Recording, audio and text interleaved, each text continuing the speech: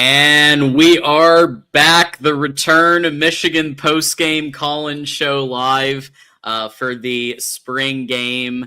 Thanks everybody for being here. John and TJ in the house. Before we kind of get started with everything, I just wanted to remind everybody to check us out on audio, Apple, Spotify, Amazon, iHeart. Hit that like button, subscribe, share with a friend, and finally, hit that super chat. If you want your comment or question to be on screen, super chat us. We're going to give our analysis first, and then obviously take your calls, which we weren't able to do when we were in Ann Arbor because we were juggling enough as it was with the six of us. But TJ, good to see you. And here we go with the film version. It only took 8 days, but we finally were able to see the film version of the game. Yeah, and I was actually surprised how much we caught live. Our first watch of it. I mean, nothing really caught me off guard, really. Although there were some things I was able to watch more line play, which we'll get into. Yep. I got to identify.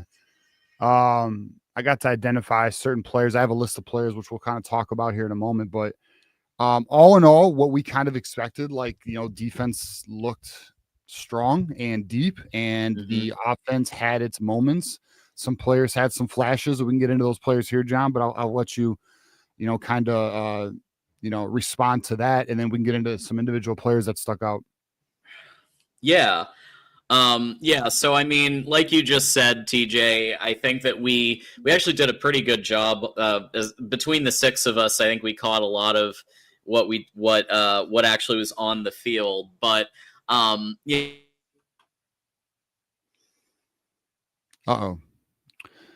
All right, so John's frozen. So but anyway, so I'll get into some of the players who stuck out to me. Oh, you're back. Yeah, I'm back. You're good. What stuck out to me, I might have the occasional blip, although I've got my Ethernet on, so I don't know why, but sometimes that happens. But anyway, so just high level, I think I feel better having watched that film version. I feel a little better than I did. And I felt all right, obviously 8 days ago, but there were some things that worried me about the offense. But now when I see it again, it's very obvious that a lot of the issues were actually just caused by the defense making plays. And whether obviously we had somebody obviously get 2 interceptions, which was the big piece there. But despite that, I mean, you had both Metcalves that were on top of the world. You had Tevis Metcalf making plays. You had TJ Metcalf making plays. You had Shamari Earls making plays, and that did cause, I think, some of those issues high level that Bryce was able to overcome. I mean, Bryce had to overcome a lot, and obviously with vanilla play calling till the end.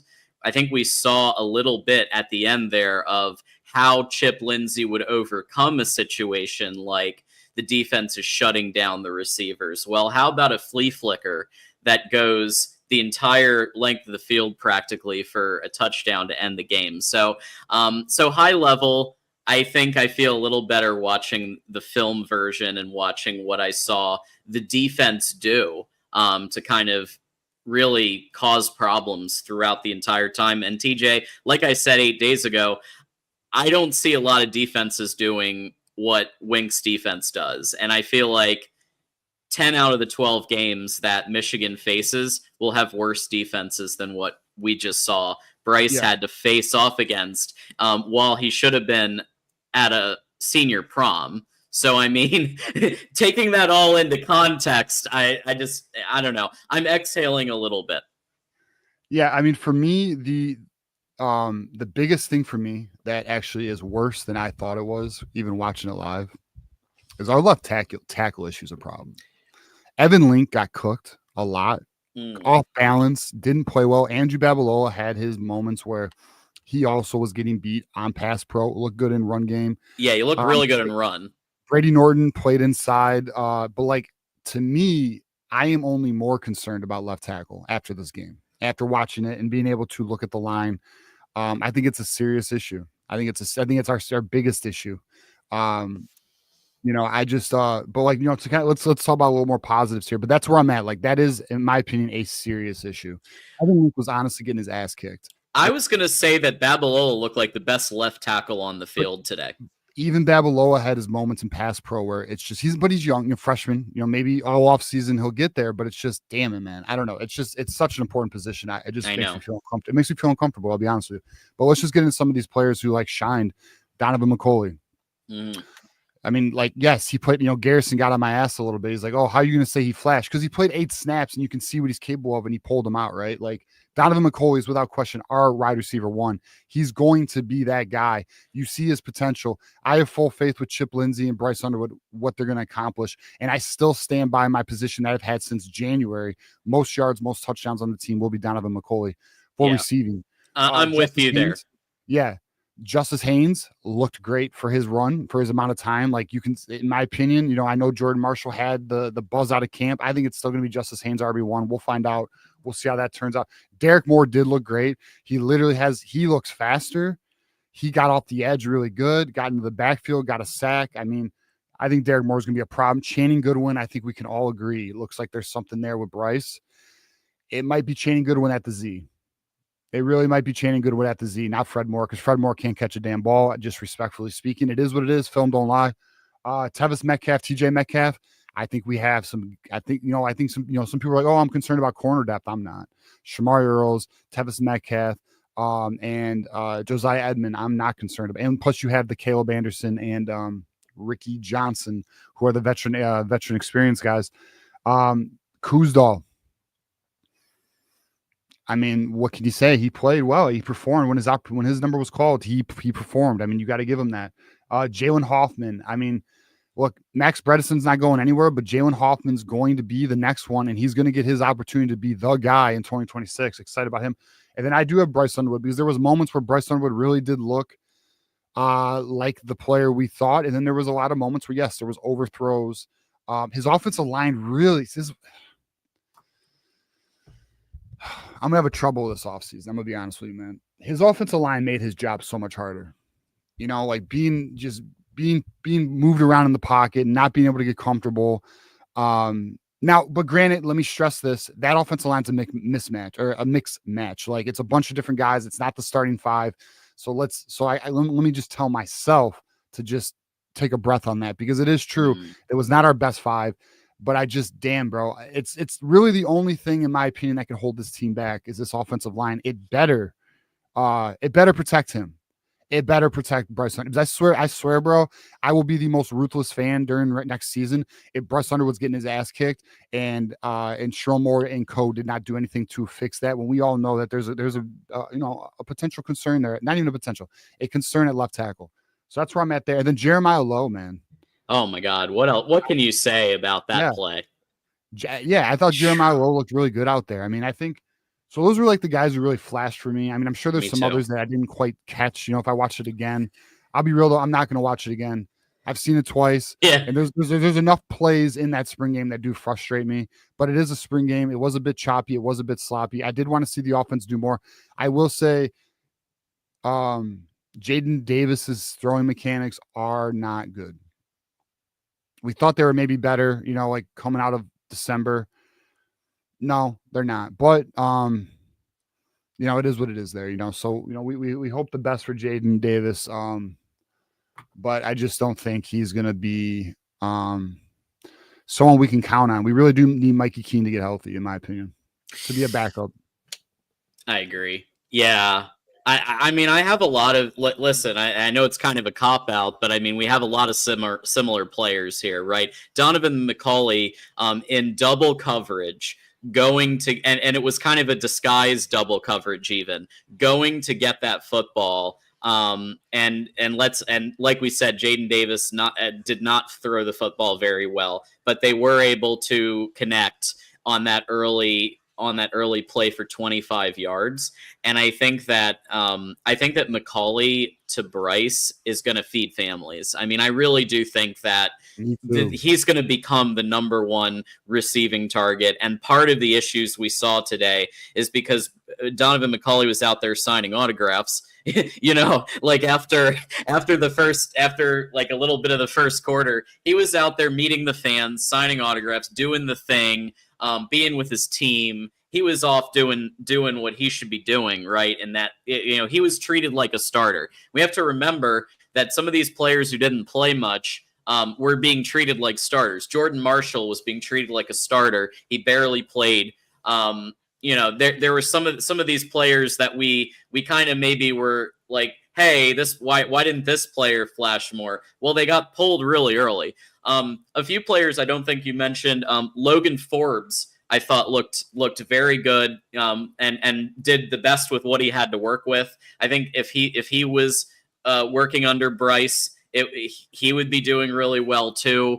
Jalen Hoffman, you mentioned, who I think you got to watch out for him. I understand that Max Bredeson's going to take that role, take the main H-back role, but look, there's, with a receiving threat like that, we know that Bredesen is primarily a blocker, right? He's utilized in those I formations, those blocking concepts to open up that running lane for Jordan Marshall, for Justice Haynes. That's how he's going to be utilized. But I do think Jalen Hoffman has a role in at least limited receiving concepts, and Chip Lindsey. You could see Chip Lindsey's offense a little bit here. There on the Mays team, it felt a little bit more bunch. It felt a little bit more like, well, Jaden's limited, so I think we need to kind of continue with that smash.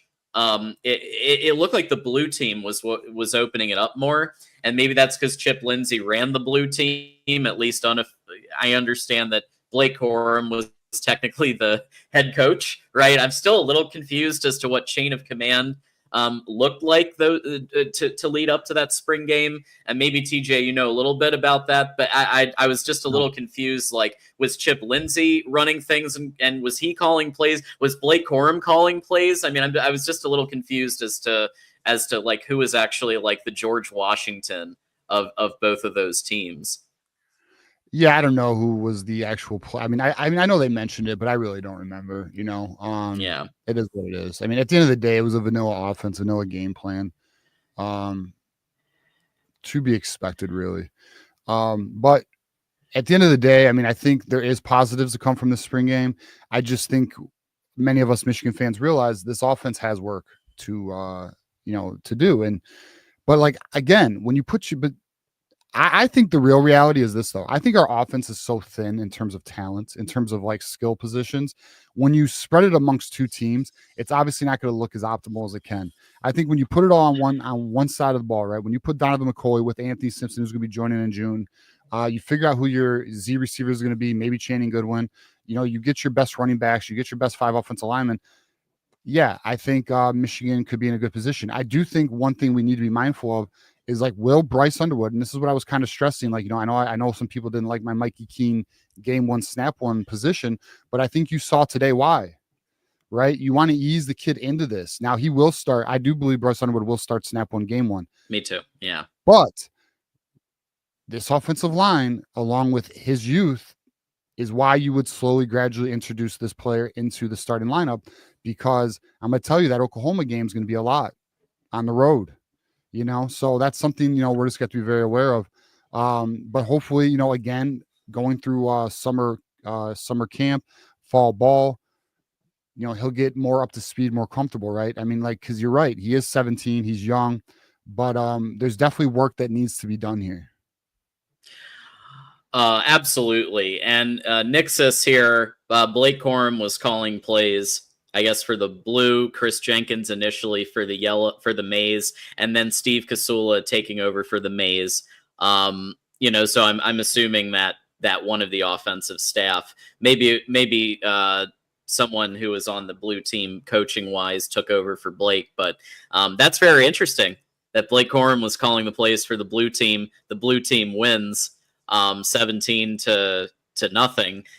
And you did see, I mean, you could kind of see the influence, right, in terms of the running game. The pass plays were, it looked like pure Chip Lindsey, though. I mean, some of like the blue definitely opened it up more. I think that's fair to say. They both did a flea flicker at the end, but it just looked like the blue team's play calling was slightly more open, and maybe that's because of the quarterback that they had under center. Right, they felt like they could open things up a little bit more. That flea flicker at the end was beautiful. I think it's the exact type of play you want to have against Ohio State. It's the exact type of play you want to have against a team in the playoffs that is actually at the level of the Mays defense, right? And you need to bust something out because maybe you're having some trouble. Your corners are getting locked. And so it's nice to see that, just like with 2023 with J.J. McCarthy in 2022, now there's a deep shot opportunity, or at least a medium ball opportunity that just didn't exist last year. Right. Yeah, and if there's a guy open, I'm confident Bryce is going to hit him, unlike, our other quarterbacks, right? Absolutely. So we do have one, while you get your next point, we do have one super chat. Keep in mind, we're going with the $100 an hour approach today, as with every post-game show. So in order to unlock a second hour of the show, it'll be $100, and we are now 98 away from that, thanks to Elisha opening things up here, saying, and I agree with this is a championship defense. I think that's absolutely, it does look like, I mean, last year's defense beat the national champion. Last year's defense.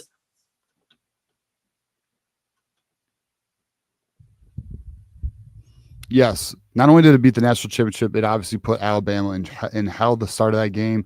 John, I think you're going to have a bit of technical issues today. But yeah, I agree with you. Last year's defense, look, they showed a graphic today, John. Last in the Big Ten in passing, 7th in the Big Ten in rushing. Yep. Our defense carried us last year. And what frustrates me is we wasted it. We wasted a top 10 defense with a bunch of talent on that thing, a bunch of high draft picks. And this is why, I've gotten some crap on social media, and it's all love. Like, who cares? I don't care. If you disagree with me, that's fine. But people are like, oh, you're too hard on this offensive line. You're too hard on these wide receivers. Bro, I'm not trying to waste a fucking year. Oh, trust the coaches. You know what I hate? All right, I'm about to go on one right now. You know what I go fucking for it. hate, bro? I hate when people say, trust the coaches. The fucking coaches had Davis Warren and Alex Orgy. The fucking coaches were running Donovan Edwards when Khalil Mullins was obviously the guy. The fucking coaches forced Evan Link at right tackle. Guess what? The experts aren't always fucking right. You can have an opinion. You can have an opinion that is counter to what the coaches have. Because guess what? Coaches get fired. All right? So I'm trying to avoid a wasted year. That's where I'm at with it. You know what I'm saying? So I'm hoping that, I have confidence in this defense. I think the offense can be top 50. But I'm going to be honest. And I know I've said this, I might be repetitive. That left tackle position is fucking making me uncomfortable, bro. I just don't trust it. I don't like it. I don't think you put a quarterback who's 17 years old behind an offensive line with a hole at one of the most important positions on the offensive line. So that's my concern. Do I think we're going to be a good team? Yeah, but I'm not at 10 wins, by the way. I'm not. I'm at 9. That's where I'm at. And I want to be wrong. Prove me wrong. Be a playoff team. I'm okay. I'll take it out. If I'm wrong, I will take that out. There's an individual on social media, and this is not me calling you out. We can disagree. But there's an individual by the name of Michigander. It's all love, bro. But he's on my ass about my take about wide receiver and left tackle. And it's look, man, if I am wrong about it, I'll own it. I'm not even gonna be like, well, I told you so. I don't even want to be right. I want to be wrong. So, but I can't lie to myself or you guys about what I'm seeing. So yeah, that's my concern. That's the concern for me. Now I'm hoping this I know we may sound like spoiled fans because we have a good team and we will be competitive, but that's just not enough for me sometimes. I want a team going to college football playoffs and competing for natties and winning Big Ten championships. I don't want years. I don't want developmental years. We don't need developmental years. So for last thing, and we'll get to some callers because we got Mar and Juju here. Shout out to you guys. Thank you for waiting. Sharon Moore mentioned this past week that Andrew Babalola is going to be in the rotation for the left tackle battle. So we're looking at Brady Norton, Evan Link, and Andrew Babalola. And in my opinion, the way this looks, it's kind of like what the Detroit Tigers are doing with their team, is they don't want to sign stopgaps to block up and coming prospects who are going to be there. And I think the real vision for Michigan is Andrew Babalola is going to be that left tackle. And I think that's why they don't want to sign a stopgap. It's why they don't want to put $1.5 million in resources to that position. But as a fan, that stresses me the F out, bro, because I think they should do that. So we have a different philosophical approach for sure, but they obviously, Sean McGee would rather use those resources to sign recruits. And let's talk about that just for one moment so the reason why Michigan's doesn't want to spend a premium on transfer portal players is because what they would spend for 1 million to 1.5 million in the portal, you can get a 5-star in recruiting at that price. So Michigan would rather land a 5-star at that price than land a average left tackle at that price. Maybe a tick above average left tackle, right? So that's why the transfer portal is just it's at such a premium, and that's why Michigan doesn't want to play that game. So now long term, I understand that vision because it will probably benefit us for consistent long term success. But short term, it's a bit frustrating as a fan. I'll just say that.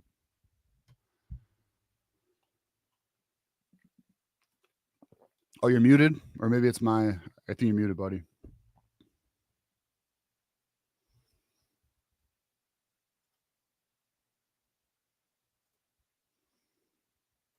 Let me try something. Maybe it's me. Can you guys hear John or no? Because I can't hear you.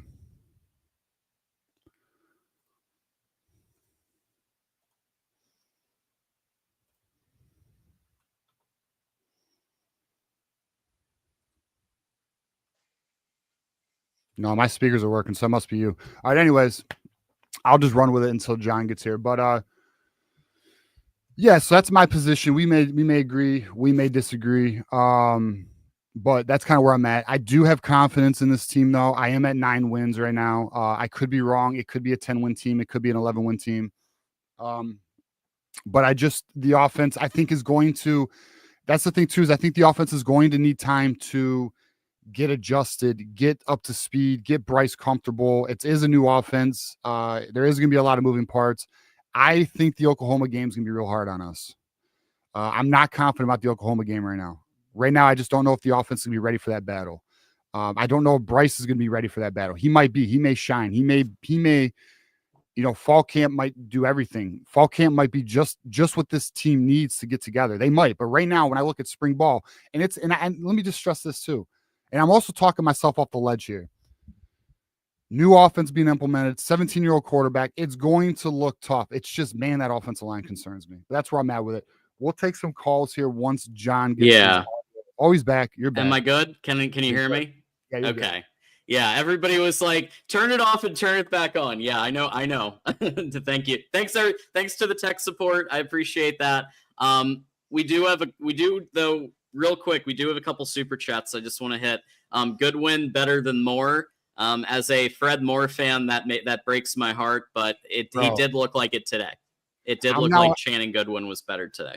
I'm now a Fred Moore non-believer, bro. Like, how are you going to drop that pass, man? It's tough. Come on, man. Come on. Tree Dog, I'm with you. I was impressed by the Metcalves as well, and Shamari Earls. Absolutely. Elisha, I don't think anyone should trust any coach on any team, but rather trust what you see. Orgy was the perfect example of that. Yeah. Facts. The entire quarterback room was a perfect example of that. They hyped up all of them. And not only did they hype them up, I remember very vividly Kirk Campbell saying, "Oh, we have confidence in our quarterback room. We're not going to look for a quarterback in the portal." All right, buddy. Trust the coaches, though, right? Trust the coaches.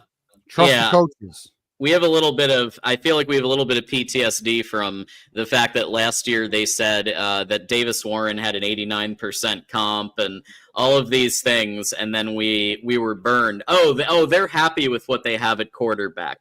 And now I'm hearing the same thing with left tackle and wide receiver. Oh, they like what they have. And yeah. I get it. You got Babalola. You paid for Babalola. I understand that. Babalola was not, I don't think, cheap. No. So I understand that he might be the left tackle vision, but still, like, there's no one in the portal that can compete, who can compete with Babalola and Evan Link for that position. I just feel like, why not bring in some insurance when you've got Bryce? Why not let Babalola develop behind a 1-year stopgap? Why not? Why not redshirt Babalola so you have more years of eligibility? I don't know. It is what it is. I mean, it is what it is. It's done. So we're just going to have to accept what the coaching staff has decided for the trajectory of the season, Yeah, for sure. Ramez here bringing it down to just 87 to go for the second hour. To be constructive here, is there left tackle, wide receiver available even? So asking about there are some in the portal, but the debate is, are they good enough to pay for? And that's really the internal debate on left tackle, wide receiver. Yeah, so apparently Michigan's actually done regarding wide receiver and left tackle. So that's kind of the word. So yeah, our roster is where it's at. I don't know if they add somebody for depth somewhere, but it does not appear they're going to find a left tackle, and it does not appear they're going to add a wide receiver who's going to be an impact wide receiver. So we have our roster for the most part. Yeah, that is a bummer. But what's not a bummer is Tree Dog becoming a leader and best member here at Michigan at the Voice of College Football, bringing us to 84 to go. Thank you so much, and hit the refresh. Do your emojis. That'll be great. We do have 2 callers. So what are we thinking? We're doing 5-minute, 10-minute calls? What are we thinking? We'll do 5-minute calls. We'll do 5-minute calls. I do want to give a shout out here to a Buckeye who's actually typically on my ass, and that's Steve from Twitter. He says, you guys do an excellent job, by the way. Appreciate you, Steve. He's always giving us a hard time, but I mean, I do think he enjoys actually, I don't think, I'm quite confident he enjoys our content because we try to bring an honest, non-biased perspective, although we are diehards and all I want is Michigan to be the best they can be and win and all that. But at the same time, we'll call it like we see it. It is what it is. And but prove us wrong too. I don't have a problem being wrong if I am wrong, but I can't not say how I feel or think, because I could not do this show. I couldn't do it. I couldn't lie to you guys. Couldn't do it. I wouldn't feel good about it. Wouldn't feel right about it. It's not how I'm built. So, but also, it does not mean I'm right. It doesn't mean I'm right. It's just I'm more right than wrong typically. Yeah. And yeah, we have a pretty good track record on this show. Elisha $1.99. One elite wide receiver literally changes this whole team. Well, I think McCauley's. I don't know if you can call him elite, but to beat a double coverage, and not just a double coverage, but a disguised double coverage that's like Michigan defense. I think that's a legit play that he made. So I don't know. I mean, it depends on your definition of elite, but I do think he's legit. I'll tell you this right now. My opinion, if you landed an above average or even an average left tackle and you landed a good wide receiver to play opposite of McCauley, I think this team is definitely a playoff team. And I'm not at 9 wins. I'm probably at 10, maybe 11. It's just the youth of the team, the new offense, and then those 2 holes have me maybe conservative. I mean, I don't know if you want to call 9 wins conservative, but that's just where I'm at right now. 9 wins. Absolutely. So our call queue, we've got 3 callers lined up for our 5-minute call kind of round table here. So let's go ahead and bring Marmar, unless you have any final thoughts, TJ. No, I'll bring him up. He's ready. All right. We got Marmar in the house. How you doing? Thank you. What up, though? Hey, Marmar, I think we can hear your Xbox game or whatever. Oh, my bad. Yeah. What up, though? What up, man? Hey, Marmar. How y'all doing? Doing good, bro. How you doing, Marmar? Tell us about your thoughts. I'm good, bro. You were at the game and you saw the replay. What's your thoughts? Like I said, I'm going to do Allen Iverson. We talking about practice? Yeah. You know what I'm saying? It's just practice. It ain't nothing. But as you watch it on TV, it looks different. You know what I'm saying? it looked like, okay, you know what I'm saying, we got something brewing. You know what I'm saying? It's gonna be in the, going forward. I was listening to somebody and they hit the nail right on the head last year because you commented on them telling us about everything was gonna be okay, but everything was rushed last year. So I think that's why they were believing that. And then another thing I think what went on is that if Tuttle didn't have a setback, I think that's why they believed in the quarterback position because Tuttle, if he didn't have that setback, he was going to be the guy. And I think them setting back, they scrambled and had to deal with a lot of stuff. So yeah, that's all I got to say, man. I just wanted to say that. Well, I agree with you that it was rushed last year. I don't disagree with that at all. That's right. That's accurate. It's just I think Marmar. I think we all agree that we were kind of sold some gold, and it was copper at some spots and some positions, and so I don't know. I guess there's that. But I mean, at this sort, we'll talk about the positives because I mean, F it. The left tackle wide receiver situation, it is what it is. I mean, all right, positives. Well, I'll tell you what, Trey Pierce is a monster. I didn't quite when I watched that live, I didn't even bring that up. It was a lot of positives. Yeah, I mean, dude, watching Trey Pierce, watching this defensive line play, watching Cole Sullivan, geez, man. Like, I mean, just there is a lot of positives. Chase Taylor, I really was impressed with, who everyone knows was one of my favorite under the radar picks last year. I mean, I don't know. Defense is gonna be nasty. I can't imagine it's below top 15. Yeah, Trey Williams coming in on the D line, like these are ridiculous players. That the defense, I would say, is a championship level defense. You see the 3-1-3. Look, the 3-1-3 and the Detroit. You feel me? The Pistons are on, and the Tigers. Tigers are the number one team in the American League. Hey, tell them about it, TJ. Hey, game's on right now too. I'm watching. I got the Pistons on though. But they're kind of not doing what they need to do right now. It'll be all right. Yeah, hopefully. But yeah, you know what I'm saying? I got this at Raleigh House, you feel me? You know what I'm saying? I had to throw the 3-1-3 up in there, get a nice little view of it. You feel me? Oh, can I show you my hat that I got from the alumnus guy? Yeah, go for it. All right. So, guys, I ran into last weekend in the chat. I ran into Will Peterson. If y'all don't know who that is, he's a 1997 national champion with Woodson and all them and West Quad. So I met him at PF James. I was just randomly talking to people in there, and I happened to come up on. He walked up on me, gave me a hat right here. I don't know if you can read it. It's the football alum. Yep, we know that group. Yep. And then let me show you the autograph right there. Will Peterson, 1997. Right there. So that's fire, bro. That's fire. Yeah. So speaking of Michigan players and alumni, we have an interview that we won't name the player yet.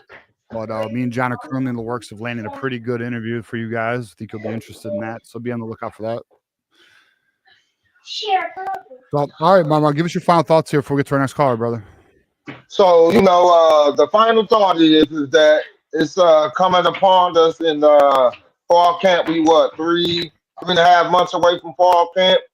So a lot of guys are out there putting in the extra work because that's where, fall camp is where warriors and soldiers. Sorry, my kids are hyper right now. So what warriors and legends are made in fall camp because you're preparing for the season. I know you get the buys throughout the season, but that fall camp determines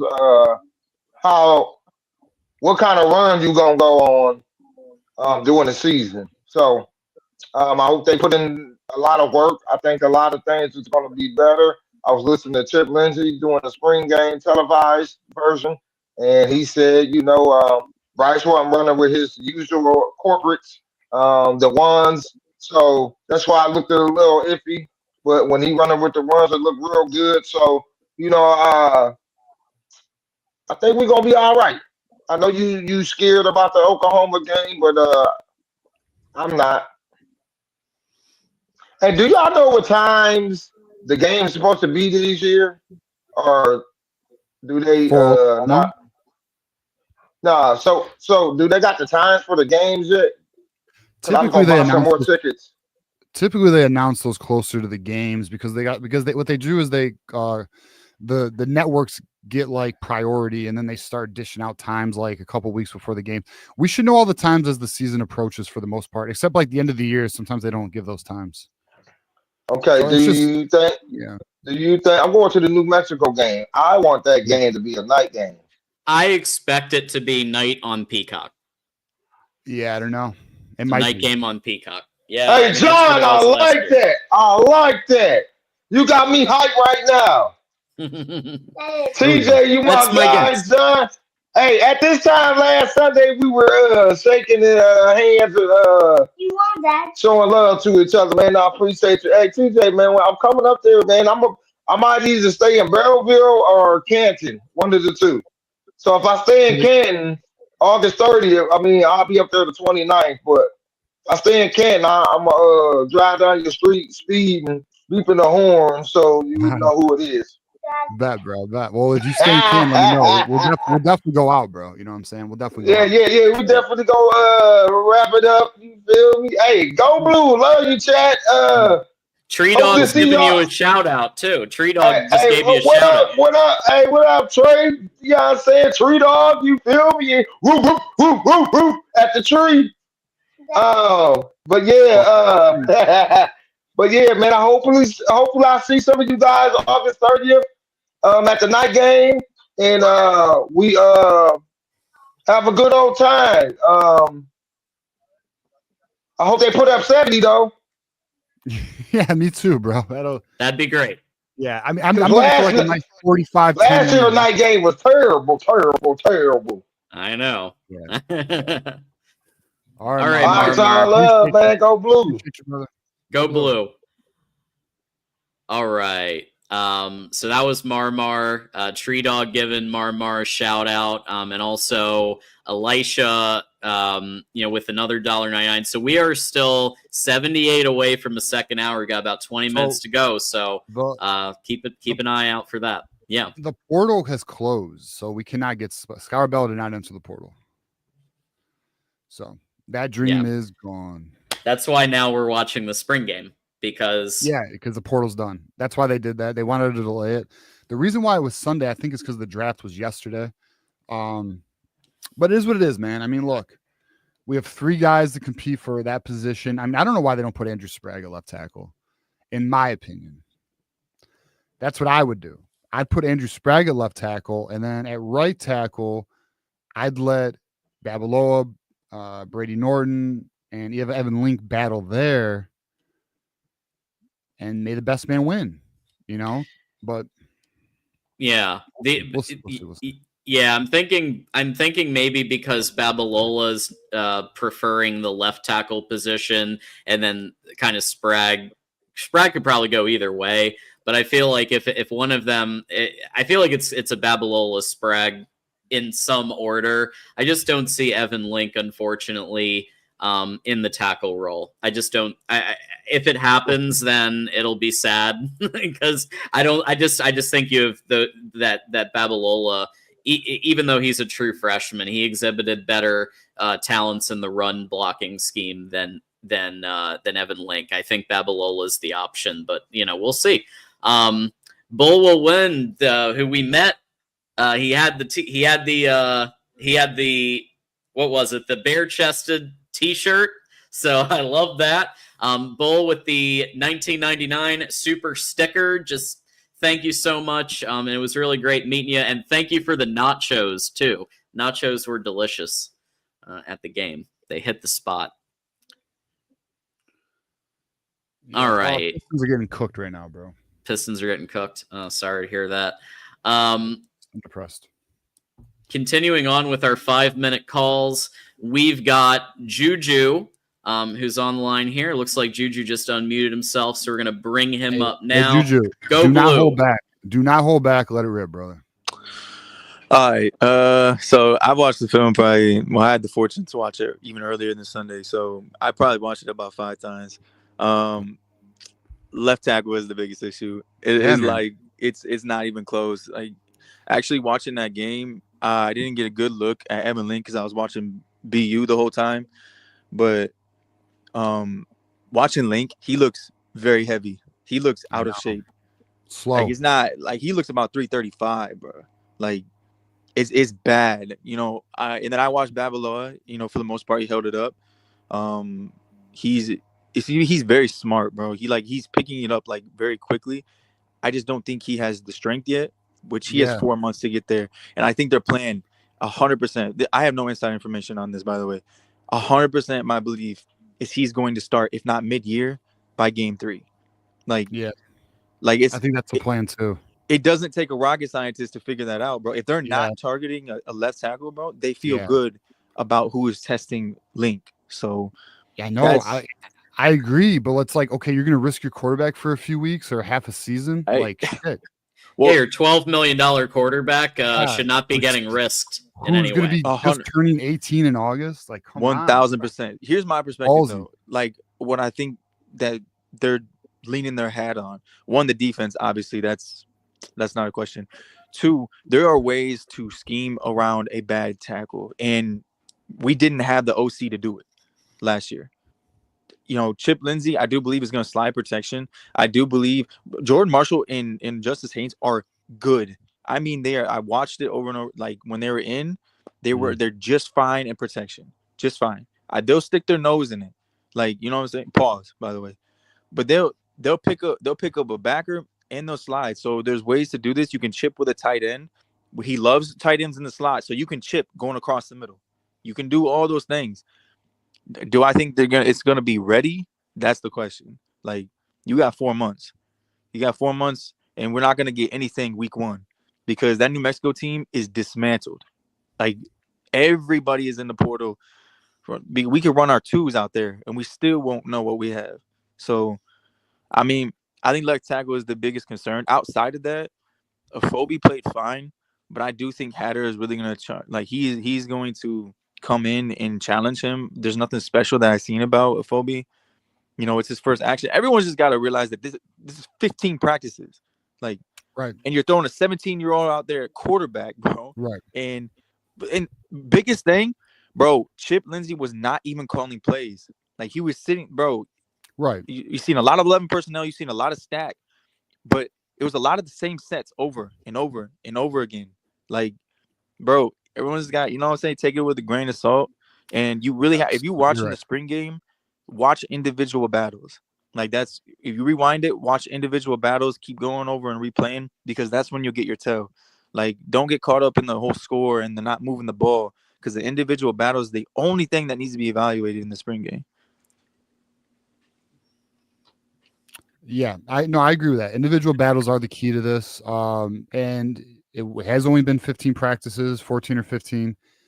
And we are not seeing the best 5 on offense for offensive line. We're not seeing it's what it is. So you can only take so much, right? And we are fans. So we're gonna react with what we have.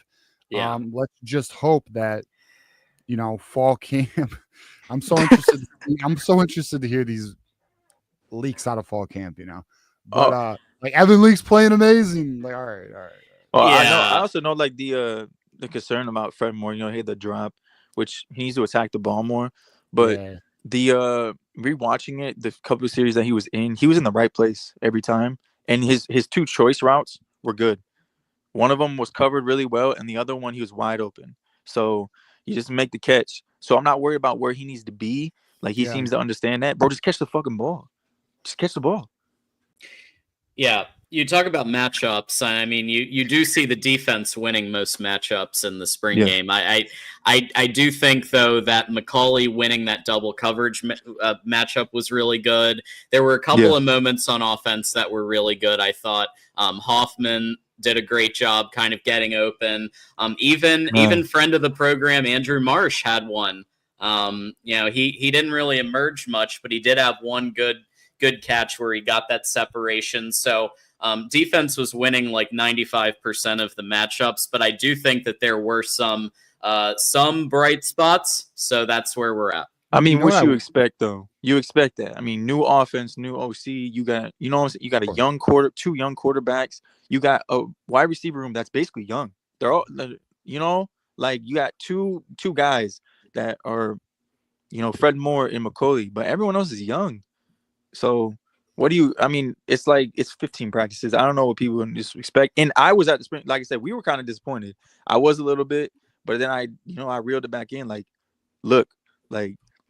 Our spring games are not like other spring games. Even Oregon's. I don't know if anyone watched Oregon's. They're running 1s against 1s and 2s against 2s. We don't do that. Right. Yeah, I agree, Juju. I do have one more thing for you, TJ. This is actually a fun little question that I've been thinking about this whole off season. You know how the Harbaugh offense and everything, the run game protects defense protects the offense protects the defense. We did see a little bit the up tempo. So I'm wondering, when everyone gets the offense under belt probably mid-year, how much do we see that up tempo, and how much does it affect the defense now? Because our scheme is built around time of possession. Right. No, it's a good question. I mean, we know it has up tempo capabilities because they've been talking about it literally since the beginning of camp. So I mean, yeah, I mean. I think they're keeping it slow right now because they can. Yeah. I mean, they're keeping it with the huddle, and they're keeping it with because they don't need to go yet full tempo all the time. So I think maybe it's it's because Chip Lindsey's offense is different, right? There is more 11 personnel. It's not all bunch. It's not all smash. It's spread and smash. And so because of that, I think they're just starting to get that going. You'll see more up tempo, I'm sure, against Oklahoma. You only seen it, I think watching back, you only seen it like 3 times. Only when BU was on the field. So it was about 3 times in the same. It was like 3rd and short too. So you seen it, and you seen the RPOs like. During the game, Bryce is gonna pull that. I watched Chip Lindsey's offense with Drake. He pulls it, and he's not even the athlete that BU is gonna be. He pulls it a lot, especially towards the goal line. So everyone was screaming in the crowd like, "Pull it down!" But they're not gonna do that in the spring game. Dan, you guys see Bryce Underwood throughout the first pitch today? I did. Yeah, look at. I'll just share. Was it good? Let's share this. Pretty cool. Well, I don't have the video of the pitch, but. He throws like such a quarterback. He throws like such a quarterback. That's hilarious. Yeah, I'm about to say he's got his hand in motion in it. Yeah. You gotta get Jaden would be really good, and just wind it up, and he'd be crushing it. TJ, you kind of stole my thunder. The last thought I had, Trey Pierce, bro. Oh my God, bro. Dude, our defensive line is fucking huge. Like they are monsters. Man, Trey Williams is a monster. Trey Pierce is a monster. Damon Payne's a big boy. Rashawn Benny's a big boy. Enow is a big boy, although he didn't play that well today. A lot of defensive holding, which is interesting. No, I know, bro. If he just cleans it up technically, like, bro, we got us another one, bro. But Trey Pierce, I don't know if he's gonna start over Ike, or go in rotation. He's probably Trey Williams is gonna start nose tackle. Yeah. I be Trey Williams, but me too. I agree. We'll see. But all right, Juju. You got any final thoughts to get out of here, man? Any forever? The only final thought is Steph Curry is a bad boy. That boy is a bad man. I don't know if anyone caught the game last night, but he did it by himself. He's a bad man. Greatest point guard ever. All right, let me ask you this. This is a crazy question. So everyone knows, a lot of people know my position on LeBron James. I'm not the biggest fan just because of the way he acts and all that shit, and he cries. I agree. I mean, he's still a legend. Like, no one's saying he's not great and he's not elite because he is. But, the whole, like, he's the best ever type argument. What's your thoughts on the Steph Curry might be the actual better player than LeBron James? What's your thoughts on that? Look, I'm a huge They have this. Don't they? They both have the same amount of crazy. Titles, I don't think it's crazy because each in this era, you want to call it LeBron era. I think he is a better overall player, obviously. But Steph has by himself in this era has 2 titles by himself, minus KD. You take that out of the equation. He has 2 titles by himself. 22 Boston in 2015 against head-to-head against Bron. So it's not as the gap isn't as big as what people think it is, in my opinion. They both have 4, so they both have 4 titles. Right. Yeah, they both have 4 titles, and some would argue, and I think this is a fair argument, no one's changed the game more than Steph has. Just absolutely generational. Like Steph changed the whole damn era. You know, LeBron made the era more soft. Like I don't. I'm about to cause a big debate on here now. Yeah. Because I can talk about that shit, bro. I'm a huge Curry fan, so. Yeah, I still say it's Michael Jordan all time, but as in this era, maybe Steph is pulling. Did you say you're a huge LeBron fan? No, I'm a huge Curry fan. Like I've been. Oh, okay. Yeah. I've been standing with them, bro. I've been standing next to him for a minute, bro. I'll close on this. LeBron James is great. He's elite. He's top 3 all time, but he ain't number 1. That's all I'll say. Yeah, me neither. Top 3. I agree. All right, Juju. Appreciate you, brother. Go blue, Juju. Go blue. Go blue. All right, folks. We do have Kinetic will be the last caller if we don't unlock the second hour. We've still got 43 to go, but thanks to Cody, that does bring us to 43. So Cody is back with the 10 burger. I love the team speed and depth on defense that I saw. I believe that Bryce is the guy. The wide receiver didn't help him with the drops. I agree with that. There were quite a few unnecessary drops and just not. You know, and Chip Lindsey pointed out he thinks Bryce Hunter was a little nervous. Like, you know, and he probably was. I mean, that was, you know, we got the biggest game, 45,000 in the stands. You're in the big house. You know, he wanted to show out, man, you know. So it's gonna be I'll tell you right now, you want to know something that's gonna be absolutely amazing and fun to watch? His trajectory as a player, like from week 1, year 1 to year 3, right? Like it is gonna be amazing to watch him literally grow in front of us. That's gonna be one of the most enjoyable things as Michigan fans we're gonna experience over the next 3 years. I feel confident that he's going to live to the expectations as a first pick of the first round type player in the NFL draft. So, you know, we're in for a good time, guys. You know, like I know we're hard on the team. We can be critical of the team, but we love the team. You know, absolutely. We want what's best. It's like a parent. It's like a parent of a kid. I just don't want them to not live up to their potential. Yeah, we love this team. Obviously, like I went to the school. It was great to be back in Ann Arbor last week and kind of given some recommendations on where to go, and that was really fun. I will say one thing that you can take away from the spring game is rallying from mistakes, right? And I said this to Wolverine in Ohio and his brother when we were all out Friday night, where it's like, I know Bryce is going to make a freshman mistake or 2 in this game, and he made more than 2. But how do you rally? And how he rallied was with that final play, right? That flea flicker that went for that touchdown at the end, went all the way. That's something that, look, they attempted it with Jaden Davis too. On the other side of the Mays team did a flea flicker too. And it didn't work, right? So like Bryce had problems. He had interceptions. He overthrew some balls that were just like, it was clearly jitters. But then he comes back and he makes that play at the end. And I think it was definitely something that you also can take away, is that he can rally from freshman mistakes. Yeah. Yep. So I mean, you know, we have about like I think Marmar said, we got about 3 months, boys. 3 months till fall ball. This summer's gonna go quick too. I mean, it's gonna go quick. We got 3 months, and then it's game time, baby. So we'll see what they can do with it. Absolutely. Cody is back as a Those Who Stay Will Be Champions YouTube member. Thank you so much, Cody, for coming back online there, and the super chat just now. So Cody said he was taking a little bit of a break. And is now back. So thank you. Those who stay will be champions. Absolutely. So thank you for that, Cody. And then Keegan. Thank you, Keegan. $4.99 a HR2 tip. So thank you for that.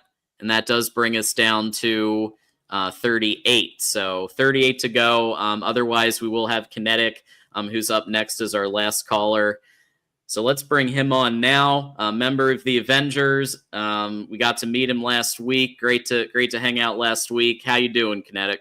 Doing good, man. How you guys? Awesome. Like the background?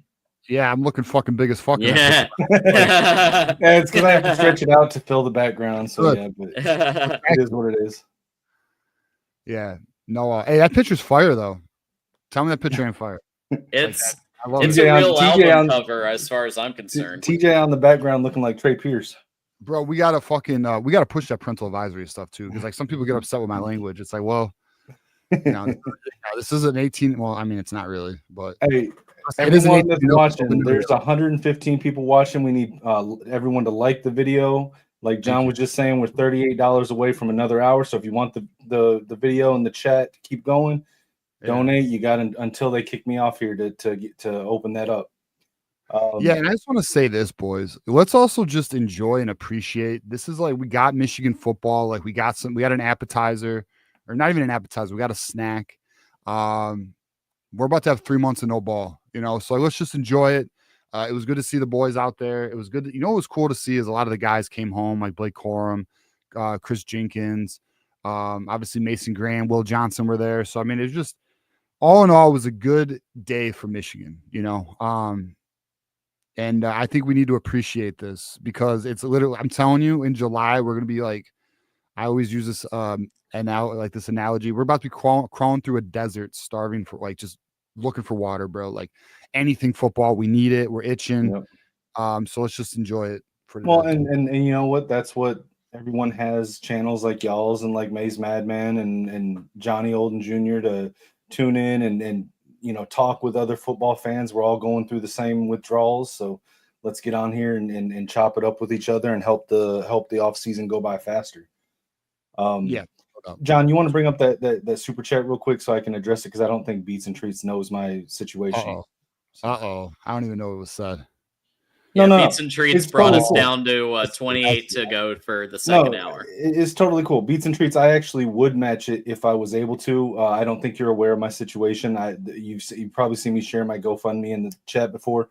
I'm currently unable to work because of medical issues. It's all detailed in my GoFundMe. But if I could, I would absolutely take you up on that offer, bro. But no. So I just want to get on here and say, like, okay, first of all, like what Juju said, like it's a spring game. We're not doing ones versus twos. We're not doing units that are used to playing with each other against units that are used to playing with each other. It's very much like we're playing street ball and we're going out there and taking turns picking our teams from the group there. So you really got to look at individual matchups. That's what the spring game is about. Sharon Moore said it in a post-game interview.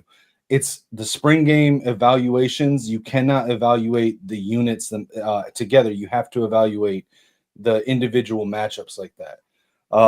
You can't look at the offensive line who was playing with a mix of first team, second team, and third team that don't generally practice with each other and think that, they look bad as a unit. You look at individual matchups like what TJ was talking about earlier with Evan Link. That's what you got to evaluate. Same thing with the wide receivers and the quarterbacks.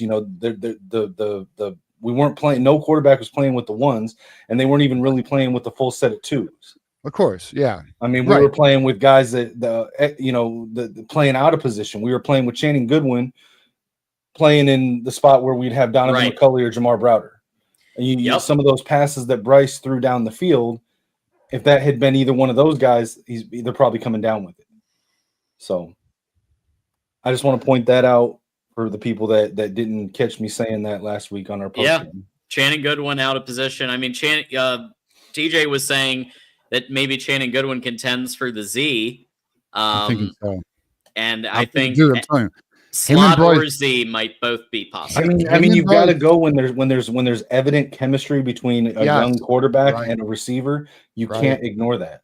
Actually, you know what? Fuck it. I'm putting Channing Goodwin as my starting Z.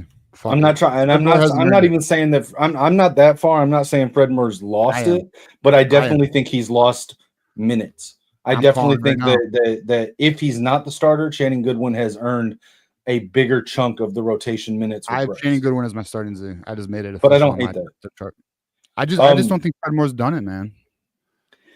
But I also want to take the chance. I doubt they're ever going to see it, but let's give a shout out to all the Wolverines that after this weekend are now on NFL teams.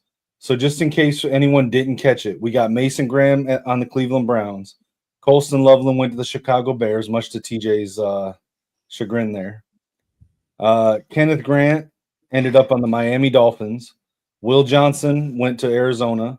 Josiah Stewart's now on the Rams. Khalil Mullins down in Nashville at Tennessee. Miles Hinton joins Trevor Keegan on the offensive line for the defending national champions Philadelphia Eagles. I know. And even after the draft, Donovan Edwards signed with the Giants.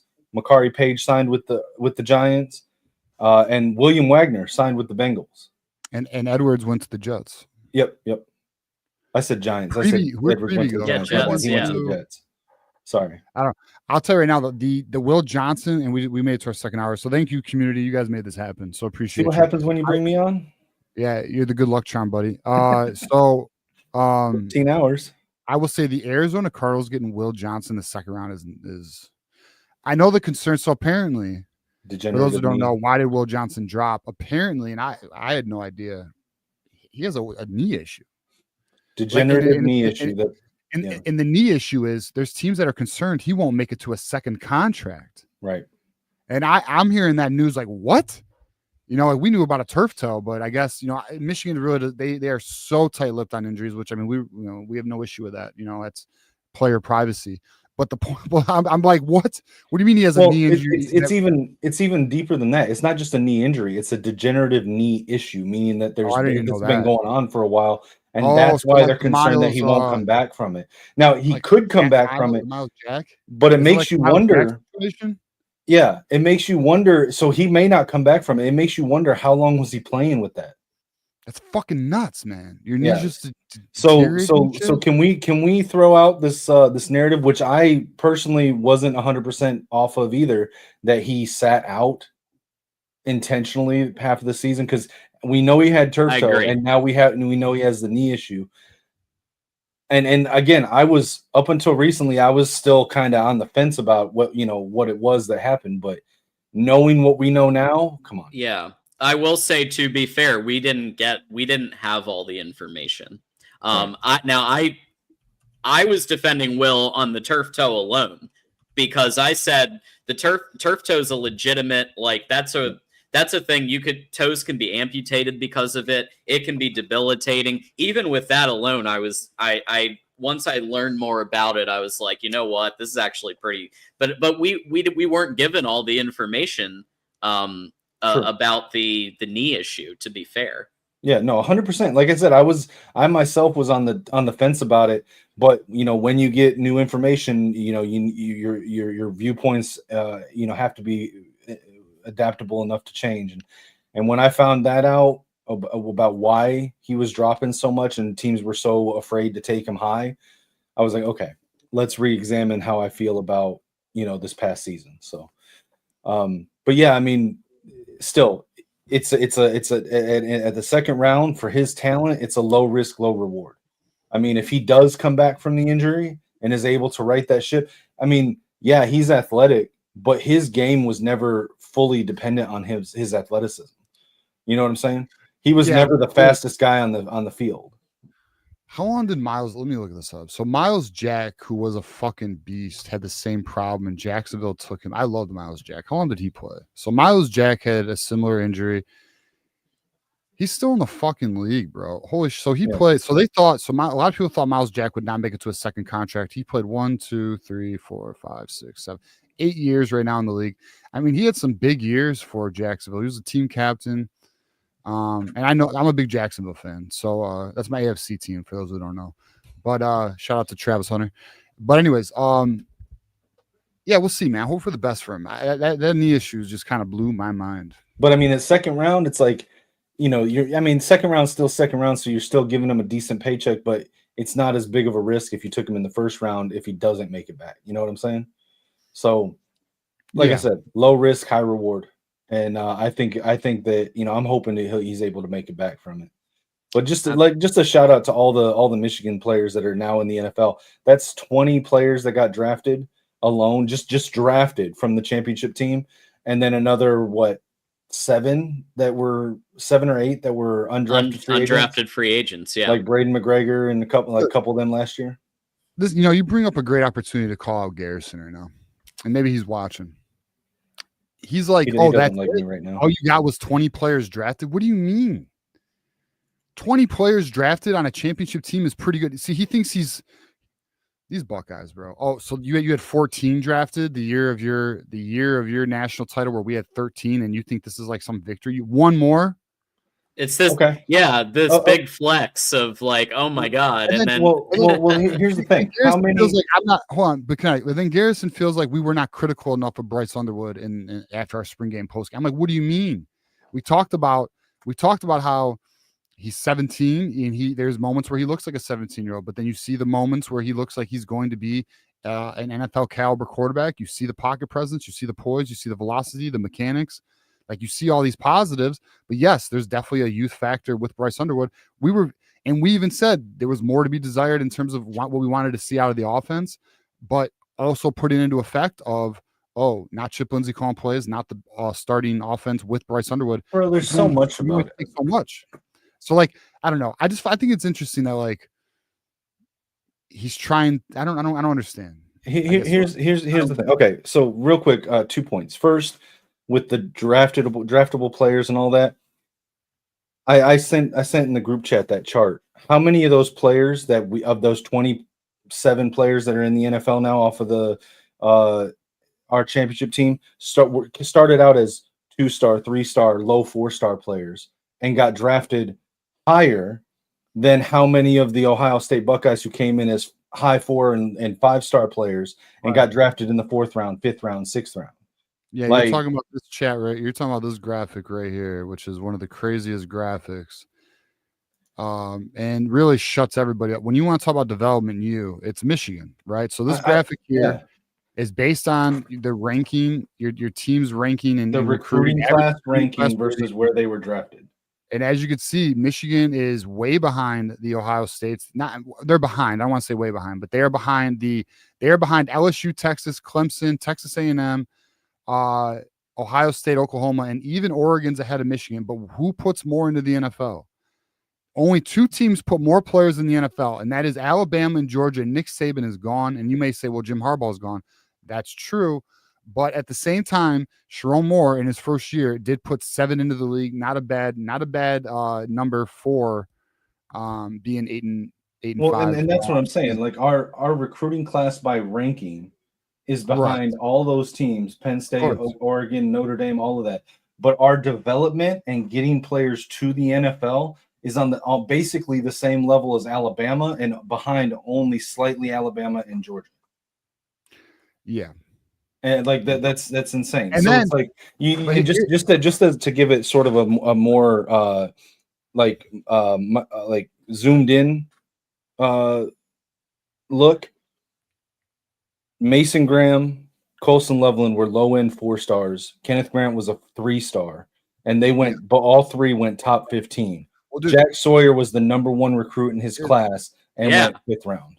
Yeah, also, Ohio State? Yeah, you got 14. Congratulations. Well, how about let's talk. How many of yours made the top 15? Michigan had 3. How many did Ohio get? Oh, wait a minute. That number. The best thing about this graphic is, if any Buckeye, all you need is this graphic. If any Buckeye says signs, you show them this fucking graphic. Yep. Because this is why we kicked their ass the last 4 years. This is why we have 3 Big Ten titles. This is why we have a natty, because we put more in the fucking league. That's why we're winning. It ain't Connor Stallions. It's why when Connor Stallions went away, we still had an undefeated season, which was more impressive than your national championship season that you guys had with 2 fucking losses, couldn't beat your rival or win a Big Ten title. So I will say, no one discredits. I want to just stay in my position because I'm sure some Buckeyes like clenching their fist right now. No one is saying you didn't earn your national title and you shouldn't be, proud of it. Yes, but it is not the greatest run in college football. Knock that shit out. Anyways, and I just want to say, listen, I've said this before, even though he hates me right now. He's like all mad at me and doesn't follow me anymore. Ooh, Garrison. If you remove everything that comes up from him about around the Michigan-Ohio State rivalry, my opinion of Garrison's up here. I think he's a cool dude. I think he's like, I'd get along with him famously if we never talk Michigan-Ohio State. But when it comes to the rivalry, he's so delusional, and he sets up straw man arguments with posts that are meant only as bait to get people to comment, knowing damn well that no matter what they comment, he's going to sit there and come in and disregard everything they say, act like nothing they say matters. He's going to browbeat them with a bunch of Ohio State stuff, and he's not going to relent, because he is well-spoken and he's intelligent and he has all this data, that he's going to browbeat them until they give in and kiss the ring and admit that he's right. And when someone doesn't do that, he gets defensive. He unfriends you. He unfollows you. He refuses to acknowledge you, ignores all your stuff. All that, like he can't stand to be called out for it. So I'll just say I like Garrison. I'm friends with Garrison. I do too. That's the thing. He's mad at me, and I like him. My only criticism with Garrison, because I have no issues with Garrison, is when he tries and pick something like, oh, why weren't you more critical of Bryce Leonard? Why weren't you more critical of the interception? Bro, like we said, he had 17-year-old moments, man. Like, what are we gonna do about it? We said that repeatedly. Yeah, I mean, at our live in-person post-game show, that he had freshman moments. He threw a pick. He did X, Y, and Z. Yeah. But then our point was, what happened after that? How did he rally? Yeah, like I said, I like Garrison, but you can't take this stuff personal. Like I still have a high opinion of Garrison. I'm just going to call out the BS when I see it. And if he gets mad at me over it, then fine, whatever. But I'm not trying to hate on him as a person. I like him as a person. But when he gets into this weird thing that he does, like, I'm going to call it out. And the same thing, it's like I got into it with Beats and Treats earlier. I don't have a problem with Beats and Treats. I'm just going to call out what I see. Like, don't get in your feelings about it. We're still cool. We can still go get a drink and hang out afterwards. And then, like, I'm not upset. I don't hate anybody. So it's cool. But I mean, again, just to go back to the spring game, like, guys, we're not doing ones versus twos. It's a pickup game, basically. Like, you have a 17-year-old player who's had 15 practices in this system with a team of guys he's never played with before these practices, going out in front of, what do we have at the spring game? 45, 50,000 people, something like that. The biggest crowd he's played in front of to date, with mix of the units that he's had in practice for 15 practices. And we're trying to judge him. People, the rival fans are trying to judge him. Like, if we wanted to make him look better and prop him up, we would have ran a whole bunch of scripted stuff with ones and twos throughout the first 15 practices and then put him in front of a camera like some teams do. Yeah. Anyways, I don't disagree. All right, Kenneth, give us your final thoughts here, brother. We'll get to our next callers, because we did get to a second hour. Thanks to the community. Appreciate the community definitely coming through. But all right, Kinetic, final thoughts here, my friend. We're not worried about that. What? For whatever reason, like, everyone's cameras just went out. I wasn't sure if I was getting disconnected. All right, my bad. No, I mean, my final thoughts are just, TJ, trust the coaches. I told you last year to trust Wink. And, get the fuck out and you told me I was wrong. You told me I was wrong. True. I told you to trust You Wink. were right on Wink. Yeah, you were right on Wink. He turned it around by the end of the season. So trust the coaches. And my other final take is JJ McCarthy's going to be the best QB in the NFC North this year. Oh, snap. Results we'll see on the field, brother. We'll see. Lions are coming for that nut, boy. Yeah. But yeah, anyways, everyone, appreciate everyone in the chat. Appreciate you guys opening it up for the second hour. Hopefully, I like to say I had a part in that. We'll see. But I will catch you guys on the next one. Are you doing the call-in show this week, TJ? Yeah, so I will be, but so all right, we'll use that as an opportunity. So the call-in show this week will be Johnny Olden's first call-in show with me. So he'll be the official co-host of the call-in show with myself going forward. So be on the lookout for Johnny Olden, aka Captain America. We're looking forward to that one. So yeah, Thursday, May 1st will be the first show of Johnny and TJ call-in show. since we didn't get to do it this last week, if I call in, can we do a review of the draft for the Michigan players specifically, but just in general? What do you mean in general? Just we can talk about what we saw from the draft. We don't have to, I'm not saying do the whole show on it. I'm saying let me call in, let's do a segment just reviewing it and our teams and the Michigan players. Lions, Vikings, and then all right, yeah, you can call in. It's open topic, you know. All right, cool. All right. Tree Dog gave you a shout out also.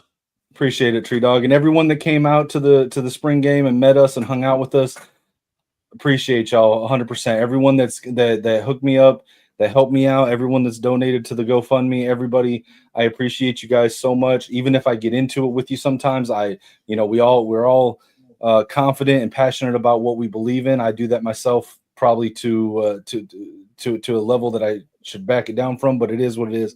It's but we're all fans. And I'm cool with every one of y'all. Even if we argue or disagree sometimes, there's not a person here that I'm not cool with. So keep watching the shows, keep showing support, and catch me tomorrow night on the Maze Madman channel, where we are going to have a very vocal Buckeye fan on to debate with us. So all right. If you're curious about who it is, go to Maze Madman channel. He's already got the video up to see who it is, but it'll be fun. TJ, you should call in and go back. Monday at what time Monday?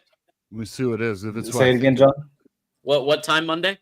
We usually go up. Actually, I forget if it's Sunday, Saturday. No, excuse me, 7 or 8 tomorrow night.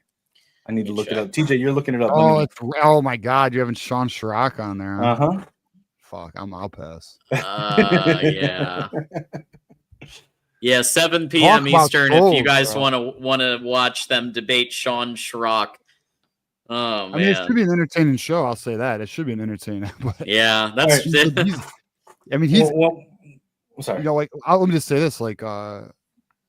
Again, this is not me belittling. I'm not belittling no one. I literally didn't know who he was. But not because it's just I don't watch Ohio State podcasts typically. Right. But man, he just loves coming at you. Mm-hmm. He's always coming at me. I'm like, what the fuck? I barely even know you, bro. I know him pretty well. Yeah. I want to do 2 things. I want to give one more shout out, then I want to ask TJ something, and then I'll get out and listen to his response. All right. I just want to throw a shout out as well, and I want people to go show him some support. I got to meet Trente Jones at the game. Me and Maniac got to go over and hang out with him. Anybody that knows the stuff that Trente's had going on and been going through, he is a really cool guy, really chill, down to earth dude. He just recently started his own YouTube channel, his own podcast. So I think it would be awesome if our viewers, if our community could go look up his channel, comment, like it, subscribe, tell him that you came there from the Voice of College Football community, the Maze Madman community. Show him some love, because not only was he a player that was worthy of our respect and our support, but he's a really, really good dude. So go show him some support. John, let's try and get him on. Yeah. Maniac and I are talking to him. So I'll get you. Yeah. I'll drop if you guys get him on, let him know we'll have him on. Yeah. Too. I would love to have him on. But yeah, everyone go and show him some support. And I'm gonna get out of here. I just want to hear your response to this, TJ. I know you said you think we're at 9-3. Yeah. But in my opinion, with the ceiling, when we talk in ceiling, I don't see that there's a game that's losable. I'm sorry, not losable. I don't think that there's a game that's not winnable for Michigan. So I'm curious for you to sort of go through and tell us which ones you think are the possible and which ones you think are the most likely losses. But I'll get out of here. Go Blue, everyone, and I'll catch you guys next time. Go Blue, Kinetic.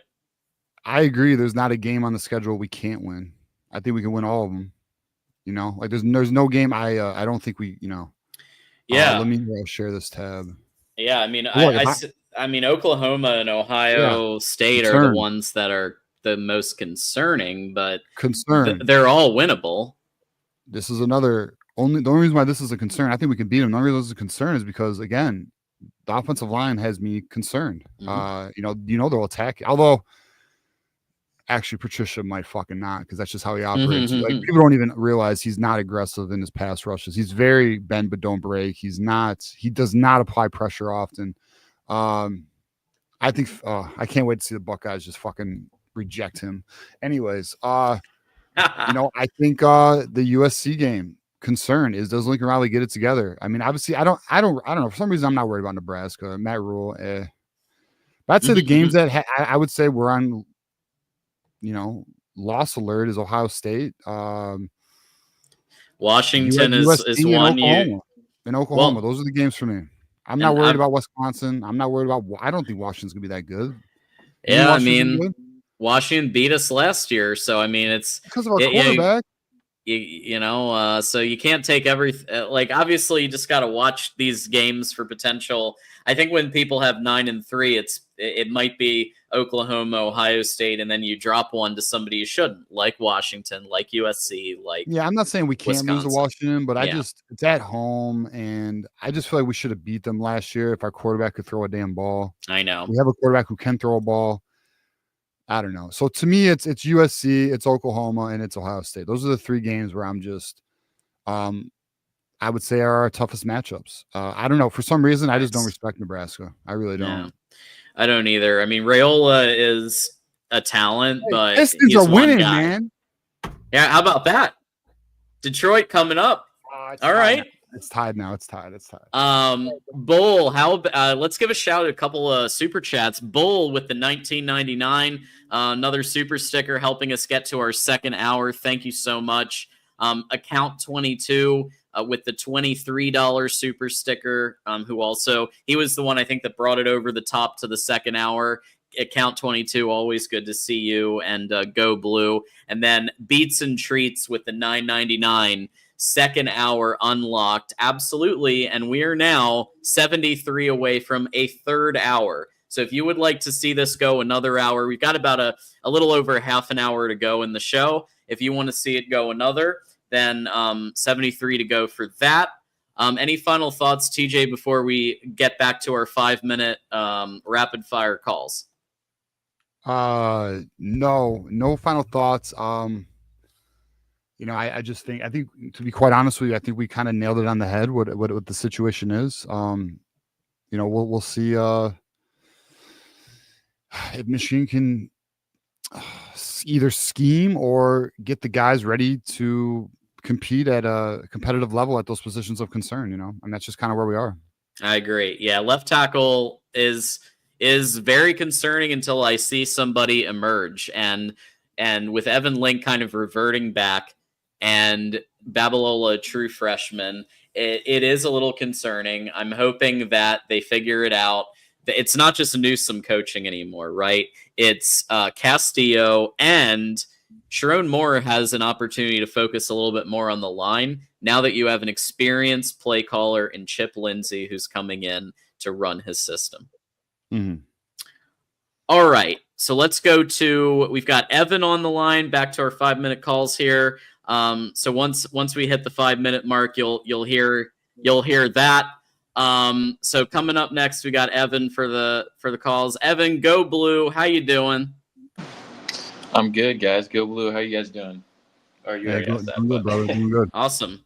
So just looking at the spring game, obviously I'm not near there, so I was watching this online, and when they split up the teams, we've talked about that, but I feel like the defense is so deep that the ones and twos are still the twos are still ones, they're so deep. So when you split them up, it's still 2 ones. And then when you split up the ones on offense, it's just kind of half of ones on each and even less than that. So I was wondering, especially with the way that it's structured, did you expect the offense to actually do any better? Because we know the defense is better every year. The top recruits that they have are top 5, or always 4 out of 5 are defense. So it's they're just so defensive loaded. Were you expecting them to be equals at all?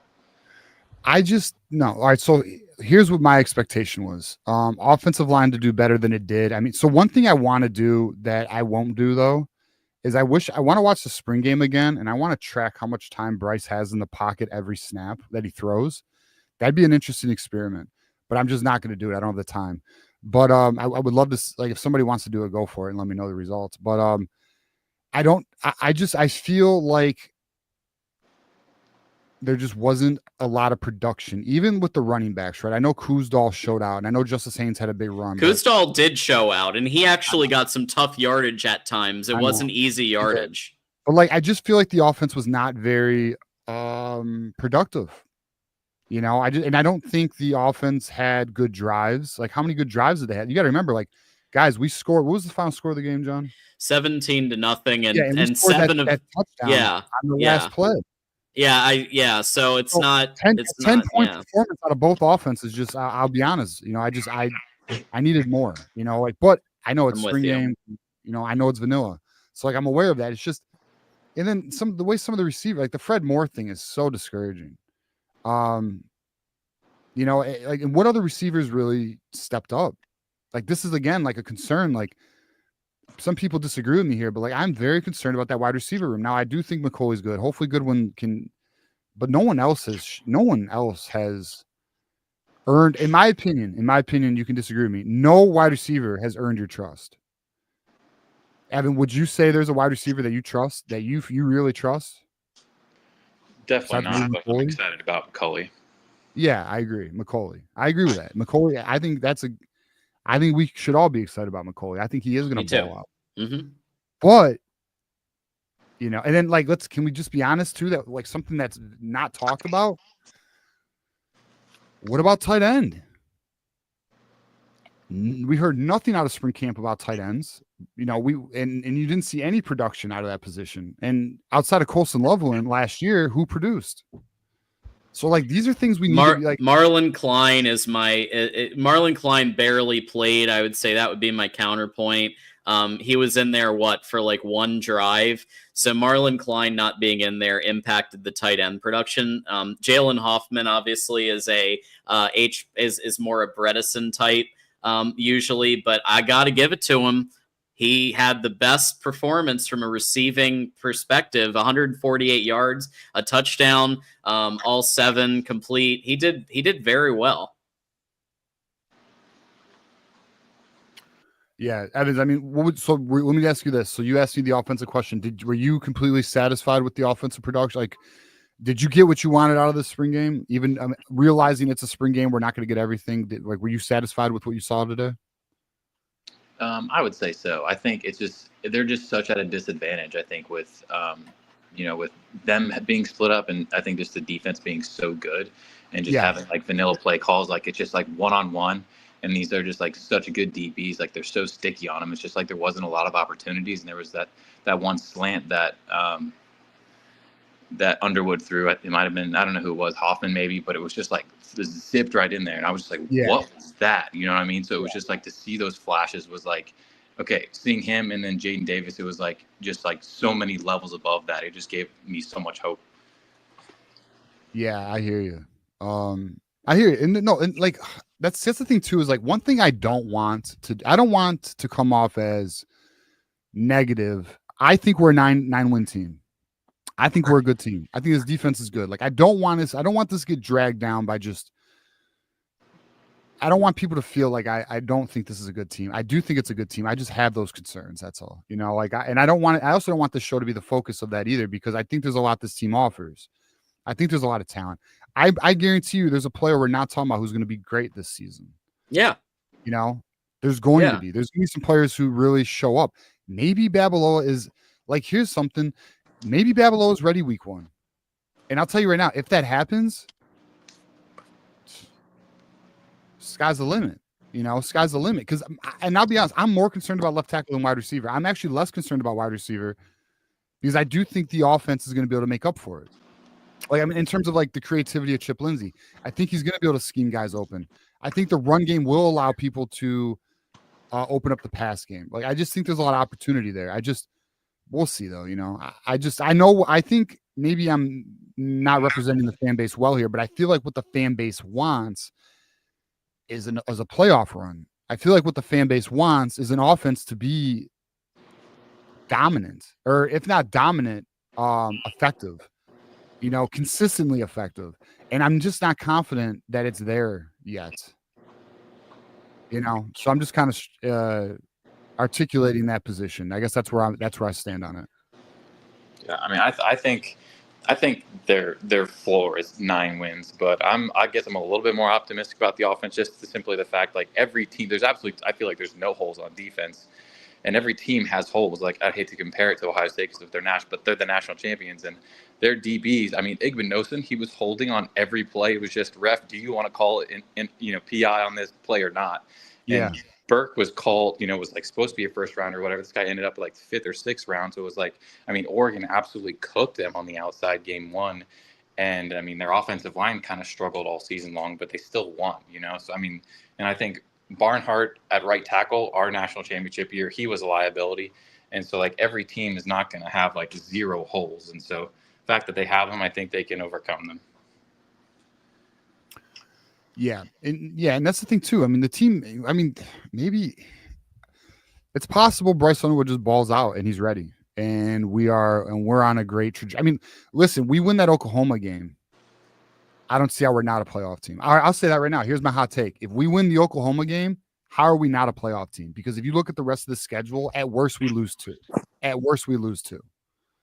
Now, unless there's like one of those young errors where like they just make a mistake, or hopefully, all right, don't get on me, but hopefully Showmore doesn't make any poor in-game decisions, clock management or timeout calls, let's hope that doesn't happen, but he might be ready too, so, yeah, and that's where we are with it. I mean, look, we're going to have a good team, boys. It's just, is it going to be a great team? Is it going to be a team that can compete for more? I mean, because so I don't know if you know this, Evan, but maybe 2 weeks ago, I had college football with Sam on, and we were talking about would a 9-win season be acceptable?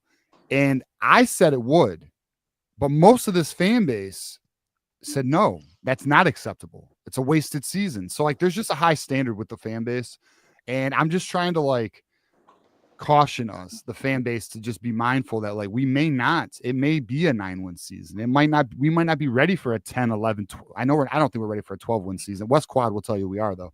But yeah, I'm just trying to caution the fan base here, I don't want them to kill, although you know what, we probably will though, John. I don't want them to kill the program if they don't meet those standards, but but if left tackle's severely bad, if it's killing us, then I'm going in because we all know that that's a problem. Any final thoughts here, Evan? I think we're going to have top 3 D-line, probably top 3 linebacking core. So they'd have the best front 7 in the country. So I'm really excited about that. I think the depth is pretty crazy. So that's how I'm going to end it. Thanks for having me, guys. Go Blue. Hey, go Blue, Evan. Thank you. Go Blue, Evan. All right.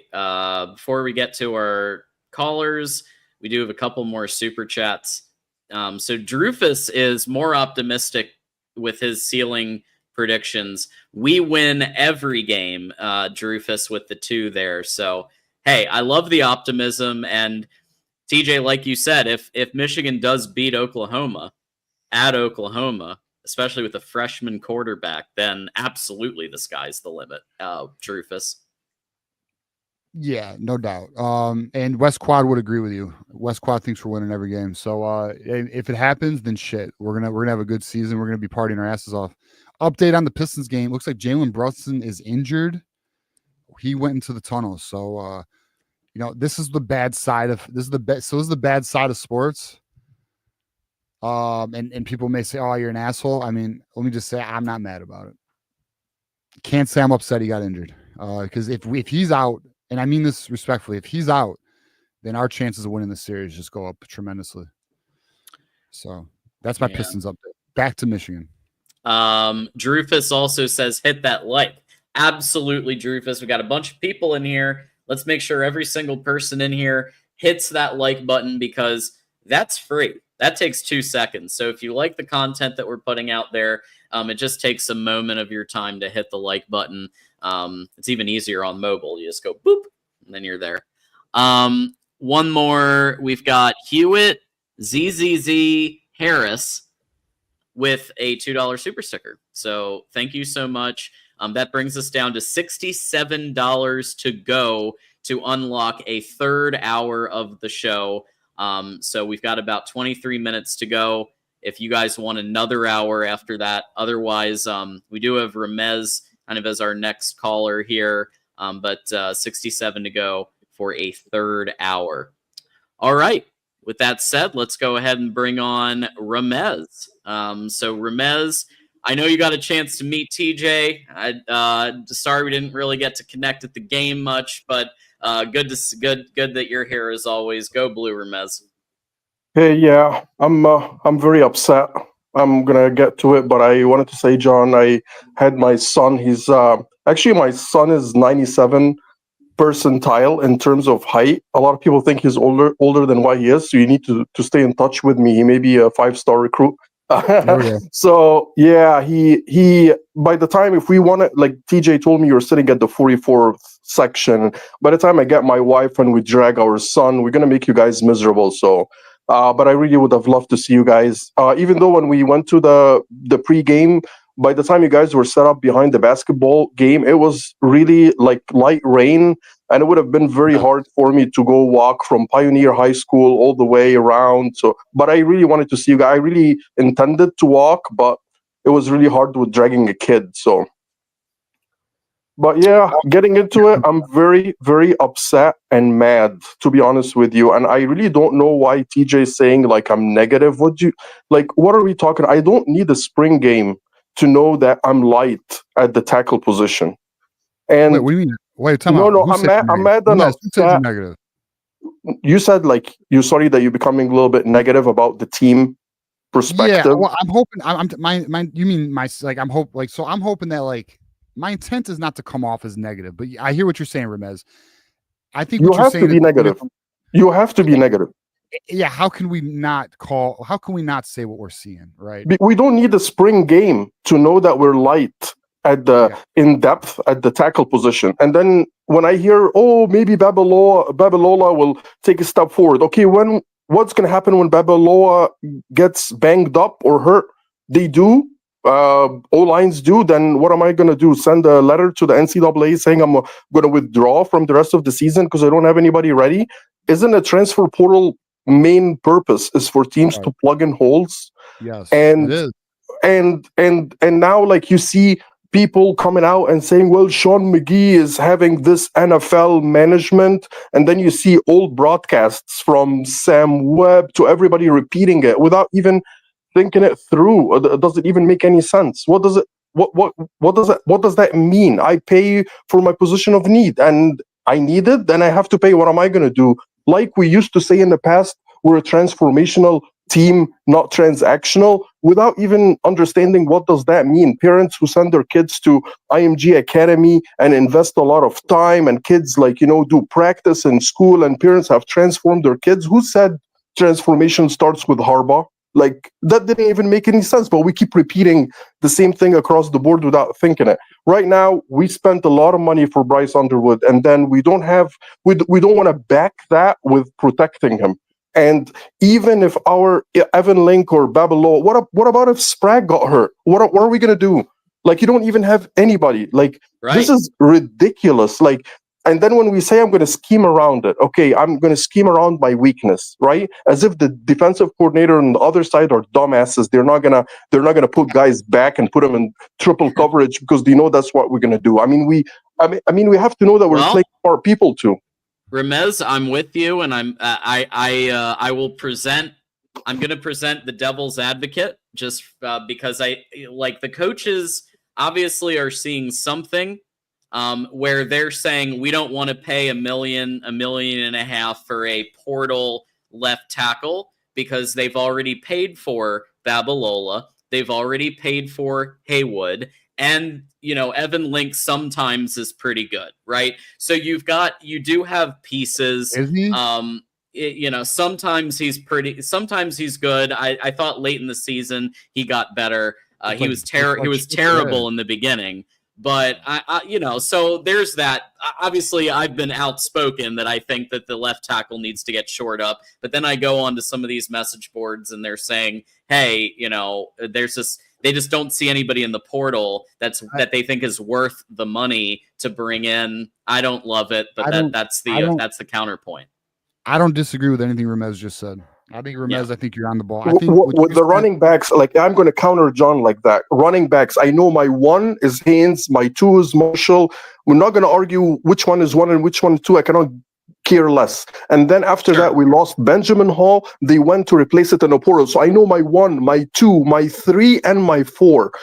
Every position they're like, what about your O-line? What about your wide receiver? Why are you not treating it with the same way like you're treating the other? And then when the season starts and I cannot move the ball or throw it for more than 7 yards because I can only throw to a running back or a tight end, are the people going to come out and say fire more? And then when they do, and then Bryce Underwood realized that he made the biggest mistake of his life because he didn't listen to the other people, that they're not putting the weapons around him. What are the people going to say then? Why aren't you making calls and getting depth? You don't even have depth. I'm not even talking about talent.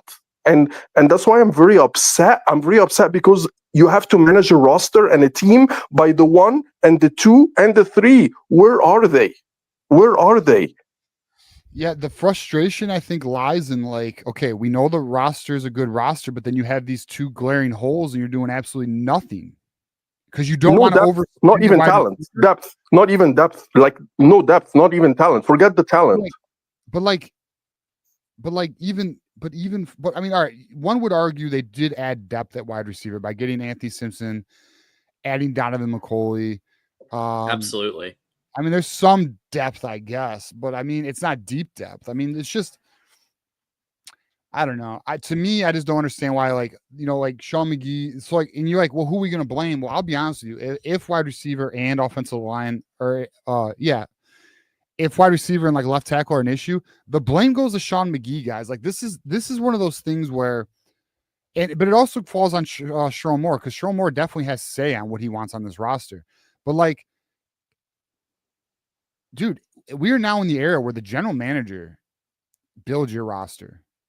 The general manager needs to be looked at just like an NFL general manager, just like an NBA president of basketball operations, just like a general manager in baseball or president of operations in baseball, like, or in hockey, like Steve Yzerman right now getting fucking cooked by the fan base because he can't get a team into the playoffs. Like the same approach needs to be had now for your GMs. And I'm gonna be honest with you, I will be critical of Sean McGee if next season those issues are as glaring as we think they might be. Then yeah, he's gonna be on my shit list, bro. Yeah. And you don't go get Bryce Underwood and then don't protect him. Like that doesn't make any sense. And here's what we know. And like, shout out to Dusty fucking May, because you know who doesn't play this game? Dusty May. Dusty May loads his roster up. And that's why next season they're probably gonna be a top 4, top 3 team, and maybe winning a natty as a basketball team. Like, I just don't understand why, because like the issues we saw last year, right tackle, quarterback, we knew those were issues in spring. This spring, we know left tackle, wide receiver are issues.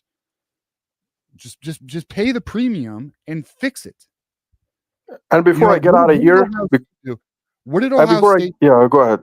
Well, Ohio State did something that I'm going to give them credit for. Their defensive line is their weakness. Is one of their weaknesses on their roster. They went out and signed the dude from North Carolina, who got like what? He had fairly good production last year.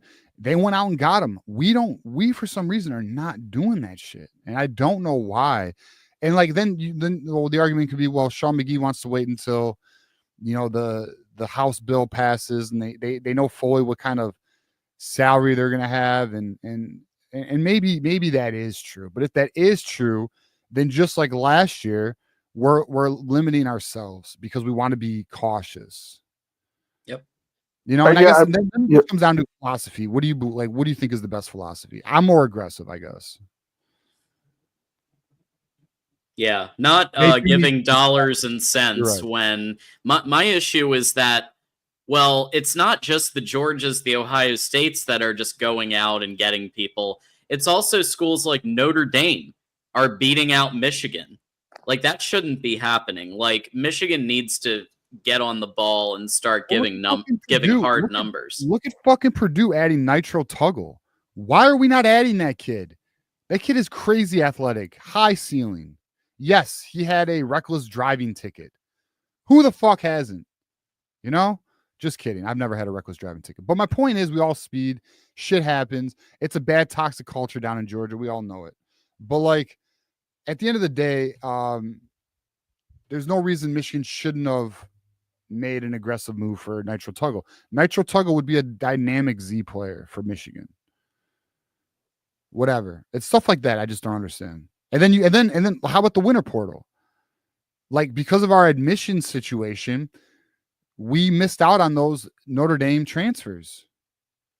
So they go to fucking what, Iowa State and what was it, Indiana? I don't even remember where they went. But wherever they went, they had athletic exemptions to where they could still do winter semester, where at Michigan you can't. And now I am more understanding of our academic restrictions than I am of our lack of NIL spending on needs. Like I understand the academic thing is just a far bigger hill, and Michigan just holds that standard, and that's what makes Michigan great. That's fine. I've accepted that situation.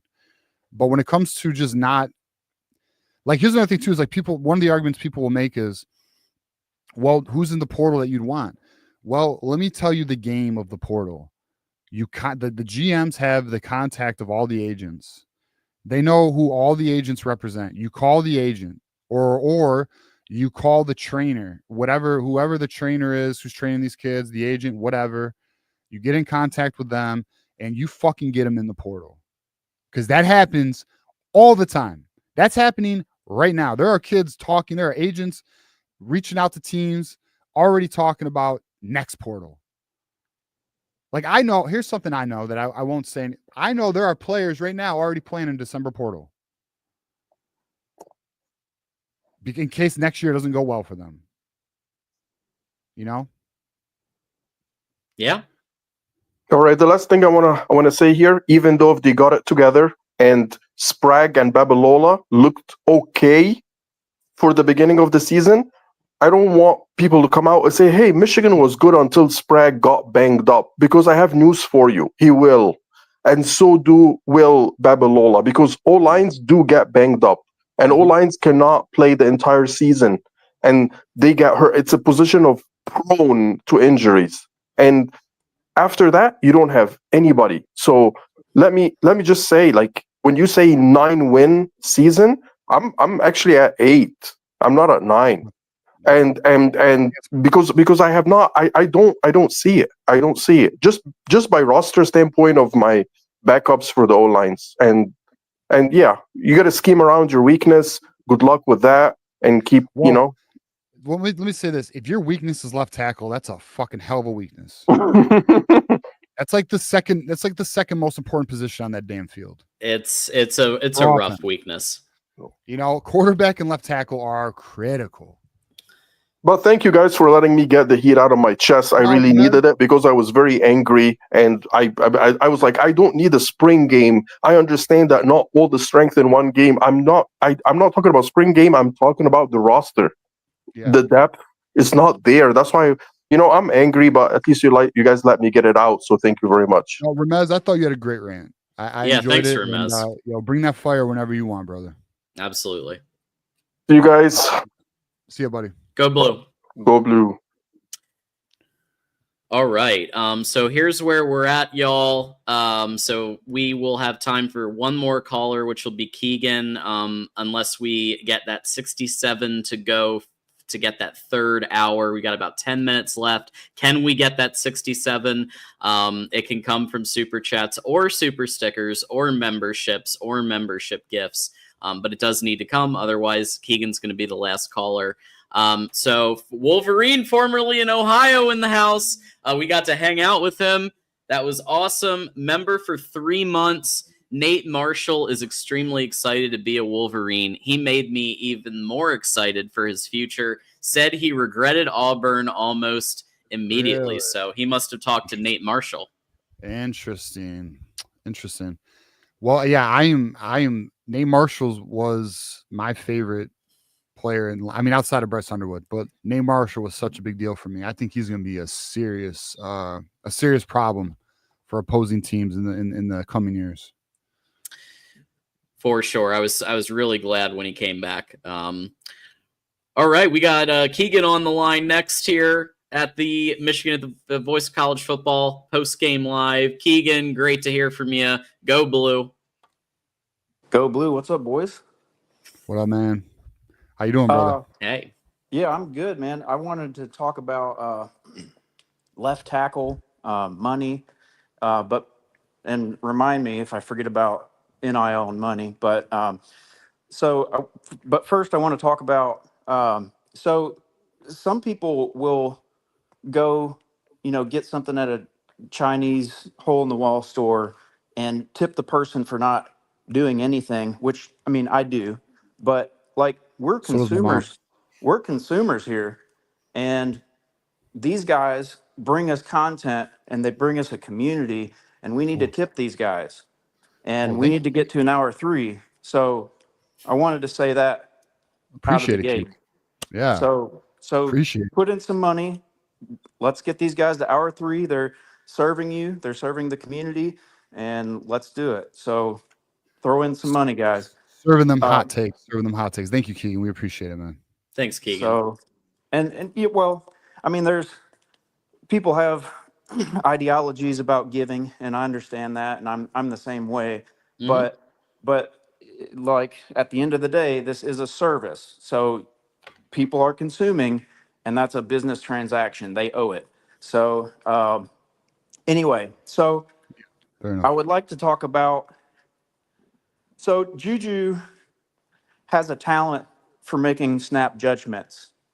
So I trust his judgment about left tackle, but I would like to bring up the facts. So was Evan Link a problem against Ohio State and Alabama? No, he was very good. Okay, so there's Very that. good.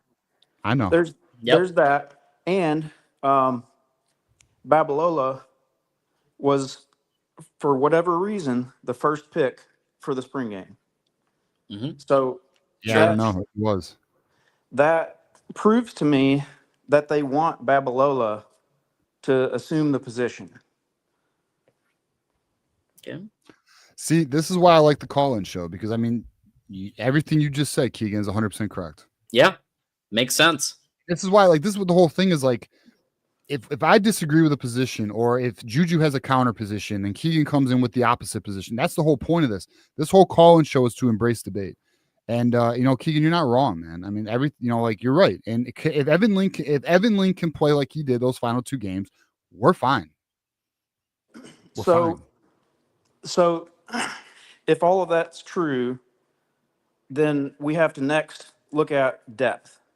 So to me, the depth could be a problem. Let's say Babalola takes over, Evan Link is the backup, and then what's the depth from there? You got Hatar, who's 6'3", Right. is it? Yeah, he's not even there yet. Yeah, and he'll probably he'd be the LG potentially. I think he's bigger than 6'3". Let me look. Are you thinking about Brady Norton, maybe? Oh, because he's 6'3". Yep, Brady Norton. So you got Hatar, and is there another guy, or is that it? Hatar's 6'5". Okay, and he comes in June with Anthony Simpson, which gotcha. But that guy's a guard, that's a wide receiver and offensive lineman, But that guy's a guard, and Hatar and Norton is a tackle, correct? Yes. Okay, so that's your depth, and then you've got Fraser. So yes, I understand the concern, and like off the jump, it looks like a problem. But when you go back to the facts, it wasn't a problem against Ohio State, and it wasn't a problem against Alabama. So I get the concern. It's my top concern. I'd like to go into money now. Okay. So you can't. What Michigan prides itself on, and what all the fans like the most about where Michigan football is the culture. So if you start paying people more than their value is, you damage the culture. And what these other teams have done, and you can salute Ohio State because they actually did it, but what you're doing in the long term is you're damaging the culture, and you lose to teams like Michigan because the culture's not as good. So in the short term, in this transition to NIL and pay for play, you have to follow the rules. So what McGee is doing is the correct approach, and so be it. If it fails, it fails. But this is the way that it has to be if done properly, and that's why you're letting what's his name, Joe Cotton, go to Cincinnati, and like this is going to be how it is. And how do you get there? You have to go through a transitional period, and you have to hold on to your compass and go through the cost of business in order to do it properly. So that's what they're doing. I think you're right. I think you're right on what I think that is exactly their approach. The argument, so the counter would be, well, Georgia fills their gaps. Alabama used to fill their gaps. Ohio State fills their gaps, although they do have a defensive tackle hole. Oregon is not afraid to buy. So like there is counter positions, but I mean, yes, but you're right. So like Sean McGee, this is why, in my opinion, it's critical Sean McGee does not get poached by Navy, is because if You he can't sticks switch to the this, strategy. exactly, because then it's like, oh well, this is a long play. Sean McGee is a long play. He's trying to build a long-term sustainable winner with this, and you probably can, but Yeah. there's going to be some bumps in that process, right? I mean, in the beginning, like we're not going to be elite yet. You know, we're going to be good, but this philosophy can get us to elite for a long time. But the problem but here's what's interesting is why is Michigan, and we're going to find out if it's a problem or not, but why is Michigan not increasing his contract? I don't know why. Yeah. You know, he's only at $400K, and he's the top GMs in college football are making 850 to 1.5 million. So he's making Right. 1/3 of the top GMs, or half of the top GMs. Yeah, seems like he's kind of he's kind of executing a longer term play, and but if he gets poached, then that all goes out the window, right? Yeah. So and then I hope then it would be real interesting how they do this, but yeah, I don't know. I mean, you're not wrong, and everything you said, Keegan, is right. It's just the argument simply is for the fan is we want results now. We don't want to wait. Right. And we don't, and I don't want to see Bryce get fucking. I just don't want to see Bryce go through a tough year because we didn't protect him.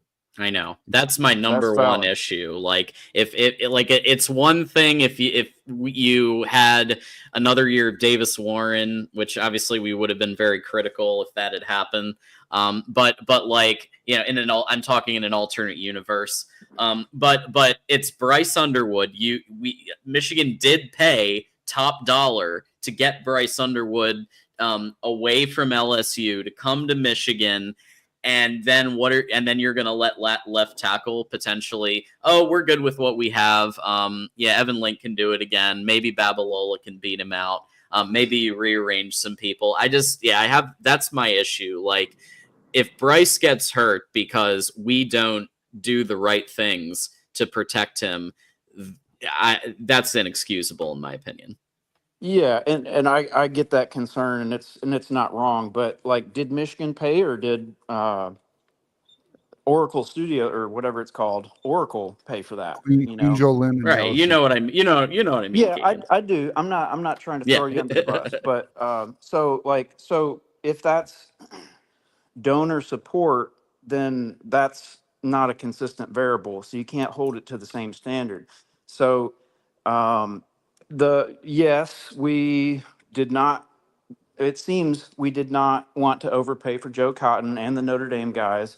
I think there was a Penn State guy they could have slapped in there, but I mean, and we're not done yet too. So I mean, the portal to enter has closed, but you can still add people. So you can add. So I mean, and we've found people in the past like that were overlooked, and like Josh Wallace. Yeah. So so a couple cornerbacks, but and I think well, it doesn't matter. So that's where we're at, and I just wanted to talk about those things, and TJ, what you were saying about the long-term play. What we have, if you're a Michigan fan, what we have is like 6 years. So we got till 2031 before the world changes, and TV contracts are renegotiated by or negotiated by, I think, ACC and Big 12. So you have, so the NCAA will likely be around until then, until they can be replaced. And then you have commissioners making the rules. And until then, you should have one of the biggest banks. I mean, you can be a Georgia or an Alabama until then, and then maybe even get a leg up to continue that momentum. So you have 6 years, so to tie it in, to really push ahead. And if you're doing it the right way, the culture focused way, and responsible spending or budgeting, then this is the way that you do it. So the counterpoint to that is, if you only have 6 years, do you want to do it that way, or do you want to just race to the finish every year while the getting's good, like Ohio State did, and TJ, you mentioned Oregon, and so that's what it is. So my philosophy is, I agree with like the fiscal responsibility approach, and protect the culture, because I mean that's what has been successful for Michigan, and I think it's appropriate to continue that moving forward, no matter what lies ahead. So I think that's what they're going to do. I hope they keep McGee, and that's what I got, guys. Appreciate it. Yeah, I hope they keep Sean McGee too. All right, John, let's wrap it up here. Thank you, everybody who, now, Thanks, John, I'll let Keegan. you call now, but I do want to thank everybody for being a part of the call-in show and rocking with us. And we are now in the final stretch to the regular season. No more spring ball. Spring camp is over. We're going to be recycling topics better than ESPN. So we'll keep doing our thing. John, I'll let you close us out here, but I do want to just thank the community. Thank you, everybody who contributed to the show today, and just thank you for rocking with us. Thank you to everybody we met at the spring game. Burks, where were you, buddy? I would have liked to have met you. We didn't meet you. I didn't meet you. Yeah, we were looking. He said he was there. I was like, all right, but maybe next time, buddy. But yeah, so that's where I'm at. Thank you, everybody, for rocking with us. And John, I'll let you close us out here. Yeah, well, I think that I will say, to the last point, this whole idea, well, Michigan was successful with this team-focused approach and keeping the culture. This is the exact same argument that was made for transformational, not transactional. It was the exact same argument. And the problem with that argument is that Michigan's success in 2023 was built on players that were recruited pre-NIL. Right? Blake Corum has been on record saying he wouldn't have come without in today's day, because the NIL packages are robust. And so now we're back, and it's concerning, because it seemed like Michigan was finally making strides. You can say donors do play a role, yes, in NIL, right? But my issue with that argument is that college football isn't the same anymore. It has changed. And if Michigan doesn't adapt, Michigan becomes a mediocre program. And you have Ohio State doing whatever the hell they want. You have Oregon doing whatever the hell they want. You have Georgia doing whatever the hell they want. Even Notre Dame is let's go out and beat Michigan in the recruiting trail. I have a problem with that. Jay Van Osborne. Exactly what I'm referring to. They're giving him exact figures. They're paying more than Michigan's willing to pay right now. And Michigan's not willing to give exact figures. And that's why Jay Van Osborne's like, okay, well, I got to go where they're going to guarantee me the number and not just give me some range of a number, Absolutely. So that's my only issue there. Yeah. But yeah, thank you all for coming. Those of you who we met last week, that was so fun. We'll be there next year. We got DK here. We met DK. We met Wolverine in Ohio. It was really cool to actually meet people in person and just hang out, have some time together. have a meet and greet over at Hailgate. That was really fun. And then everybody who contributed today brought us to 2 hours. Really appreciate that. And we're gonna the motto here is no off season. So we're gonna be going pretty much regular schedule. So Tuesday, Thursday again this upcoming week, and any news, any journalism that we can bring out, any intel, we will. But we'll be doing our another way too early roster. I'm sure we'll be doing some previews for the fall, and as players come in the summer, right, and as we get more intel, then we will share what we can. So this train will continue rolling all the way through until the New Mexico Lobos open up the season in August. But until then, really, thank you, everybody. Go Blue. We'll see you next time. And I guess we'll see you actually in 2 days for Michigan Wolverines Live. Absolutely. Go Blue, my friends. Go Pistons, too. Go Blue.